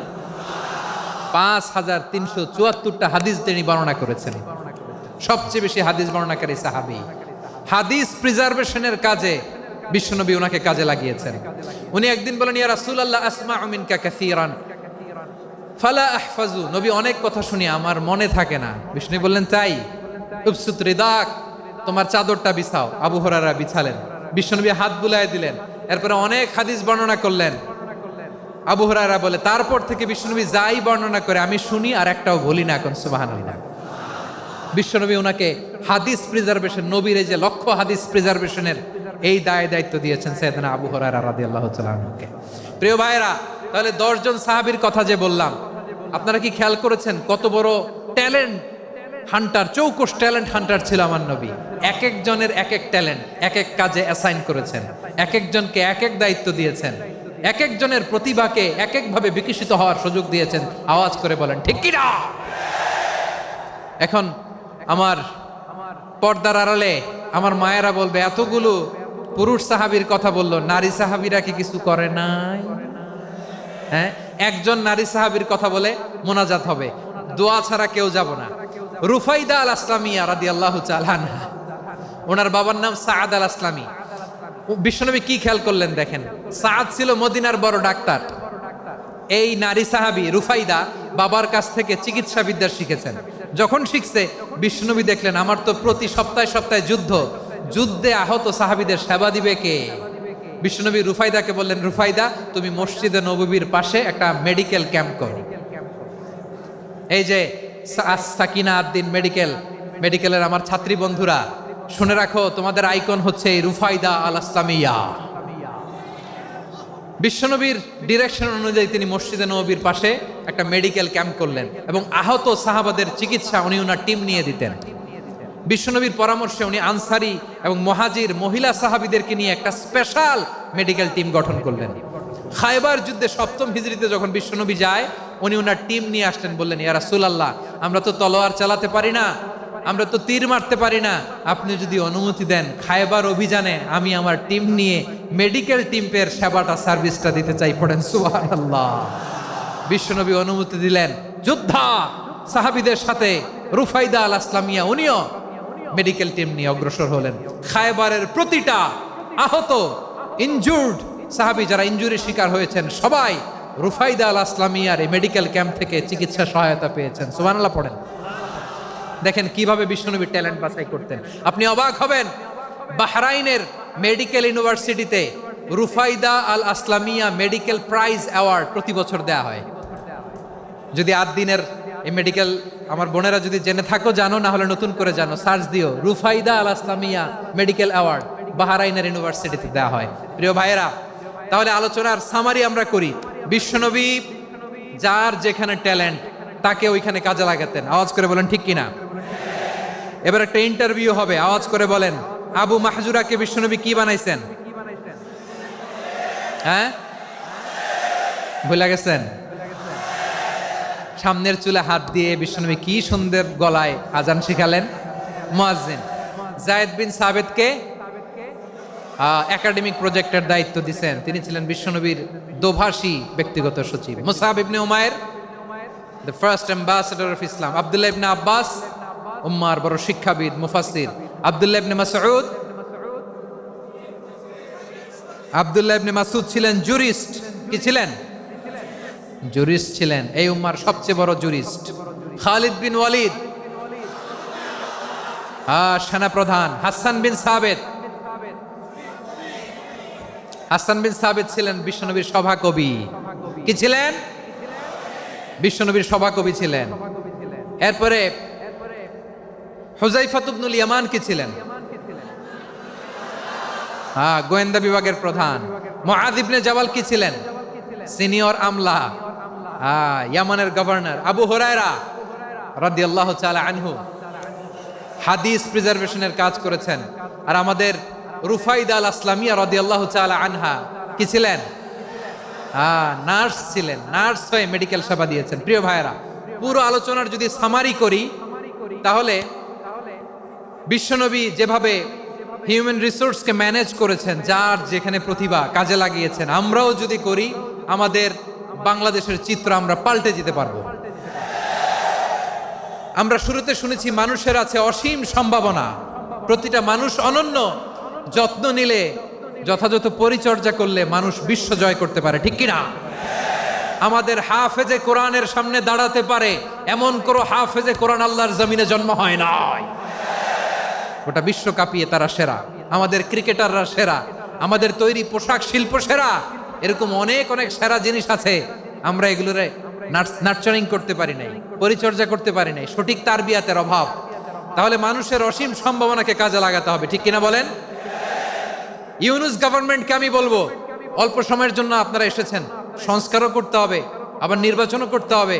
সব সংস্কার হয়তো করতে পারবেন না, যতটুকু পারবেন এর মধ্যে আমাদের যে হিউজ ম্যান পাওয়ার, আমাদের যে মানব সম্পদ, হিউম্যান রিসোর্স, এটাকে ডেভেলপ করে আপনাদের যেতে হবে। যেটা পারবেন না সেটাকে পরবর্তী নির্বাচিত গভর্নমেন্টের কাছে রেখে যেতে হবে, যে তারা যেন করে, তাদের কাছে আপনারা এটা রেখে যাবেন। তাহলে মানুষ চাইলে বিশ্ব জয় করতে পারে। আর মানুষকে হারাতে পারে কেউ? জোরে বলো যশোর, মানুষকে হারাতে পারে কেউ? আল্লাহ আমাদেরকে জনসংখ্যা দিয়েছেন। প্রিয় ভাইয়েরা, এই জনসংখ্যা অনেক বড় সম্পদ, এটা আমাদের জন্য অভিশাপ নয়, আশীর্বাদ। আমাদের জনসংখ্যাকে যদি আমরা জনশক্তিতে রূপান্তর করতে পারি, আজকে বাংলাদেশ যে অবস্থানে দাঁড়িয়ে আছে, বাংলাদেশ তার 20 গুণ উন্নতির শিখরে চলে যাবে। চিল্লায় বলো ঠিক কিনা? আমাদের শ্রমিক ভাইয়েরা বাইরে কাজ করে, আমাদের শ্রমজীবী ভাইয়েরা, প্রবাসীরা, তাদের ব্যাপারে গুরুত্ব দিতে হবে। আমাদের শ্রমের দাম সবচেয়ে কম, সবচেয়ে কম। তারা এম্বাসিতে গুরুত্ব পায় না, এয়ারপোর্টে গুরুত্ব পায় না। এই সরকার অবশ্য তাদেরকে অনেক গুরুত্ব দিচ্ছে। আমাদের অদক্ষ শ্রমিককে যখন আমরা দুবাই পাঠাই অল্প বেতন পায়, কিন্তু ইন্ডিয়ানরা দক্ষ শ্রমিক পাঠাইলে তার 3 গুণ বেতন পায়। আমরা আমাদের শ্রমিকদেরকে অদক্ষভাবে আর পাঠাতে চাই না, দক্ষ শ্রমিক পাঠিয়ে আমরা রেমিটেন্সের বন্যা বইয়ে দেব। আমাদের শ্রমিকদের পাঠানো রেমিটেন্সের টাকায় সচল থাকে আমার দেশের অর্থনীতির চাকা। তাদেরকে সবচেয়ে গুরুত্ব দিতে হবে। আমরা পেয়েছি ফ্রিডম ফাইটার, মুক্তিযোদ্ধা, আর আমার প্রবাসী ভাইরা হচ্ছে রেমিটেন্স ফাইটার। জোরে বলো ঠিক কিনা? তাহলে আমাদের এই জনশক্তিকে জনসম্পদে ট্রান্সফর্ম করতে হবে, ঠিক কিনা বলেন? সরকার জনগণকে এভাবে পলিশ করতে হবে। মা বাবারা ছেলে মেয়েদের মধ্যে কার কোন যোগ্যতা তাকে ওইভাবে কাজে লাগাতে হবে। সবার এ প্লাস পাওয়ার কোনো দরকার নাই। আমাদের দেশে একটা টেন্ডেন্সি আছে, পরীক্ষায় এ প্লাস না পাইলে কই তুই কি করলি, পাশের বাড়ির ছেলে এ প্লাস পাইছে, যা ওর পা ধোয়া পানি খা। কি খা? তা আমি ভাবছি যে পা ধোয়া, এ প্লাস পাওয়া ছেলেদের পা ধোয়া পানির একটা পানির ব্র্যান্ড বানাইতে হবে। এরকম লেখা থাকবে, এ প্লাস পাওয়া ছেলেদের পা ধোয়া পানি। খাওয়া নাই, এগুলার খাওয়া নাই। ওরে আল্লাহ এ প্লাস পাওয়ার জন্য বানাইছে, আর আপনার ছেলেকে এই এ প্লাস গুলারে নিয়ন্ত্রণ করার জন্য আল্লাহ বানাইছে। ওকে দিয়ে আল্লাহ কি করবে আপনি জানেনই না। একটা এ প্লাস, একটা এ গ্রেড একটা মানুষের জীবনকে ঠিক করে দিতে পারে না। আপনার ছেলেকে আল্লাহ অন্যদিকে যোগ্যতা দিয়েছে। ওদের মনোবল ভাঙবেন না, খবরদার, খবরদার। ছেলে মেয়েদের মনোবল ভাঙবেন না। যাকে দিয়ে যেটা হবে তাকে দিয়ে সেটা করতে হবে, তার প্রতিভাকে সেভাবে কাজে লাগাতে হবে। তাহলে বাংলাদেশ, আমাদের এই জনসংখ্যা জনসম্পদে রূপান্তরিত হবে। আমাদের সরকারের তত্ত্বাবধানে আমাদের 18 কোটি জনগণ দক্ষ জনশক্তিতে রূপান্তরিত হোক। আমরা চাই কি চাই না? আমরা ভালো মানুষ, শ্রেষ্ঠ মানুষ হতে চাই কি চাই না? ওই জাপানিজদের মতো সৎ, ওই ইউরোপিয়ানদের মতো কালচার্ড। আমাদেরকে আল্লাহ তাআলা কোরআন সুন্নাহ অনেক কিছু দিয়েছেন। যেহেতু বর্তমানে আমরা দেখছি তারা সৎ, তাদের মধ্যে ভ্যালিউ আছে, সেগুলো আমাদের মধ্যে আনার দরকার আছে না নাই? আর ইসলাম দিয়ে আমাদের জীবনকে সাজাতে হবে, ইসলাম দিয়ে আমার পরিবারকে সাজাতে হবে। ইসলাম থেকে, কোরআন থেকে প্রেসক্রিপশন না নিলে জীবন সুন্দর হবে না। কোরআন থেকে প্রেসক্রিপশন না নিলে সমাজ সুন্দর হবে না। কোরআনের প্রেসক্রিপশন না মানলে রাষ্ট্র সুন্দর হবে না। কোরআনের প্রেসক্রিপশন অ্যাপ্লাই না করলে শুধু দুর্নীতি দমন কমিশন দিয়ে দুর্নীতি বন্ধ করা যাবে না। এজন্য কোরআনের আইন আমরা চাই কি চাই না? প্রিয় ভাইয়েরা, হিউম্যান রিসোর্স ডেভেলপমেন্ট, মানব সম্পদের উন্নয়ন, আমাদের সরকার যেন এদিকে নজর দেয়। আমরা যেন এই ব্যাপারে যত্নবান হয়ে উঠি। যাকে আল্লাহ যে যোগ্যতা দিয়েছে, এই যোগ্যতা দিয়ে আমরা যেন ইসলামের জন্য, দেশের জন্য কাজ করি। আমরা যেন আমাদের স্কিল ডেভেলপ করি, আমাদের পটেনশিয়ালকে ডেভেলপ করি। মোরালিটি, ভ্যালিউজ নিয়ে শায়েখ আহমদুল্লাহ আলোচনা করেছেন। এগুলো দিয়ে যেন আমরা আমাদেরকে সাজাই। আল্লাহ তাআলা আমাদের দেশকে তুমি নিরাপদ করো, আমরা পড়ি আমিন। আল্লাহ আমার 18 কোটি জনগণকে তুমি জনশক্তিতে রূপান্তরিত করো, আমিন। আল্লাহ আমরা হাতে হাত রেখে, কাঁধে কাঁধ মিলিয়ে ভাইয়ে ভাইয়ে যেন এই দেশকে গড়তে পারি, আল্লাহ তুমি তৌফিক দান করো, আমরা পড়ি আমিন। আমার প্রিয় মহিউদ্দিন ভাই বলেছেন, হুজুর এমন একটা ঘোষণাপত্র দিয়ে যাবেন আজকের এই ঐতিহাসিক যশোরের প্রোগ্রামে, যেটা গোটা বাংলাদেশে মানুষ এটার উপর আমল করে। আমি যে কথাটা বলেছি এটাই, আসুন আমরা আমাদের জনসংখ্যাকে জনসম্পদে ট্রান্সফর্ম করি। আমাদের জনসংখ্যাকে আমরা যেন জনশক্তিতে রূপান্তরিত করি। জনসংখ্যাকে ট্রান্সফর্ম করে জনশক্তি দিয়ে আমরা যেন আগামীর বাংলাদেশ, স্বাধীন বাংলাদেশ 2.0 কে গড়ে তুলি। আল্লাহ তাআলা আমাদের সবাইকে কথাগুলো বোঝার, আমল করার তৌফিক দান করুন। এই জেনজি, ক্ষমা করে দিও আমাকে, অনেক ধমক দিছি, বকা দিছি। আল্লাহ তোমাদেরকে করুক, কবুল করুক, যশোরবাসীকে কবুল করুক, আদ দিনকে কবুল করুক, এই মেডিকেল কলেজকে কবুল করুক, ইসলামের জন্য বাদ ভাঙা এই জোয়ার এবং উচ্ছ্বাসকে আল্লাহ তাআলা কবুল করুক। হাযা মা ইনদি ওয়াল ইলমু ইনদাল্লাহ আলাইহি তাওয়াক্কালতু ওয়া ইলাইহি উনীব। সুবহানাকাল্লাহুম্মা বিহামদিকা আশহাদু আল্লা ইলাহা ইল্লা আনতা আস্তাগফিরুকা ওয়া আতুবু ইলাইক। আল্লাহুম্মা আমিন।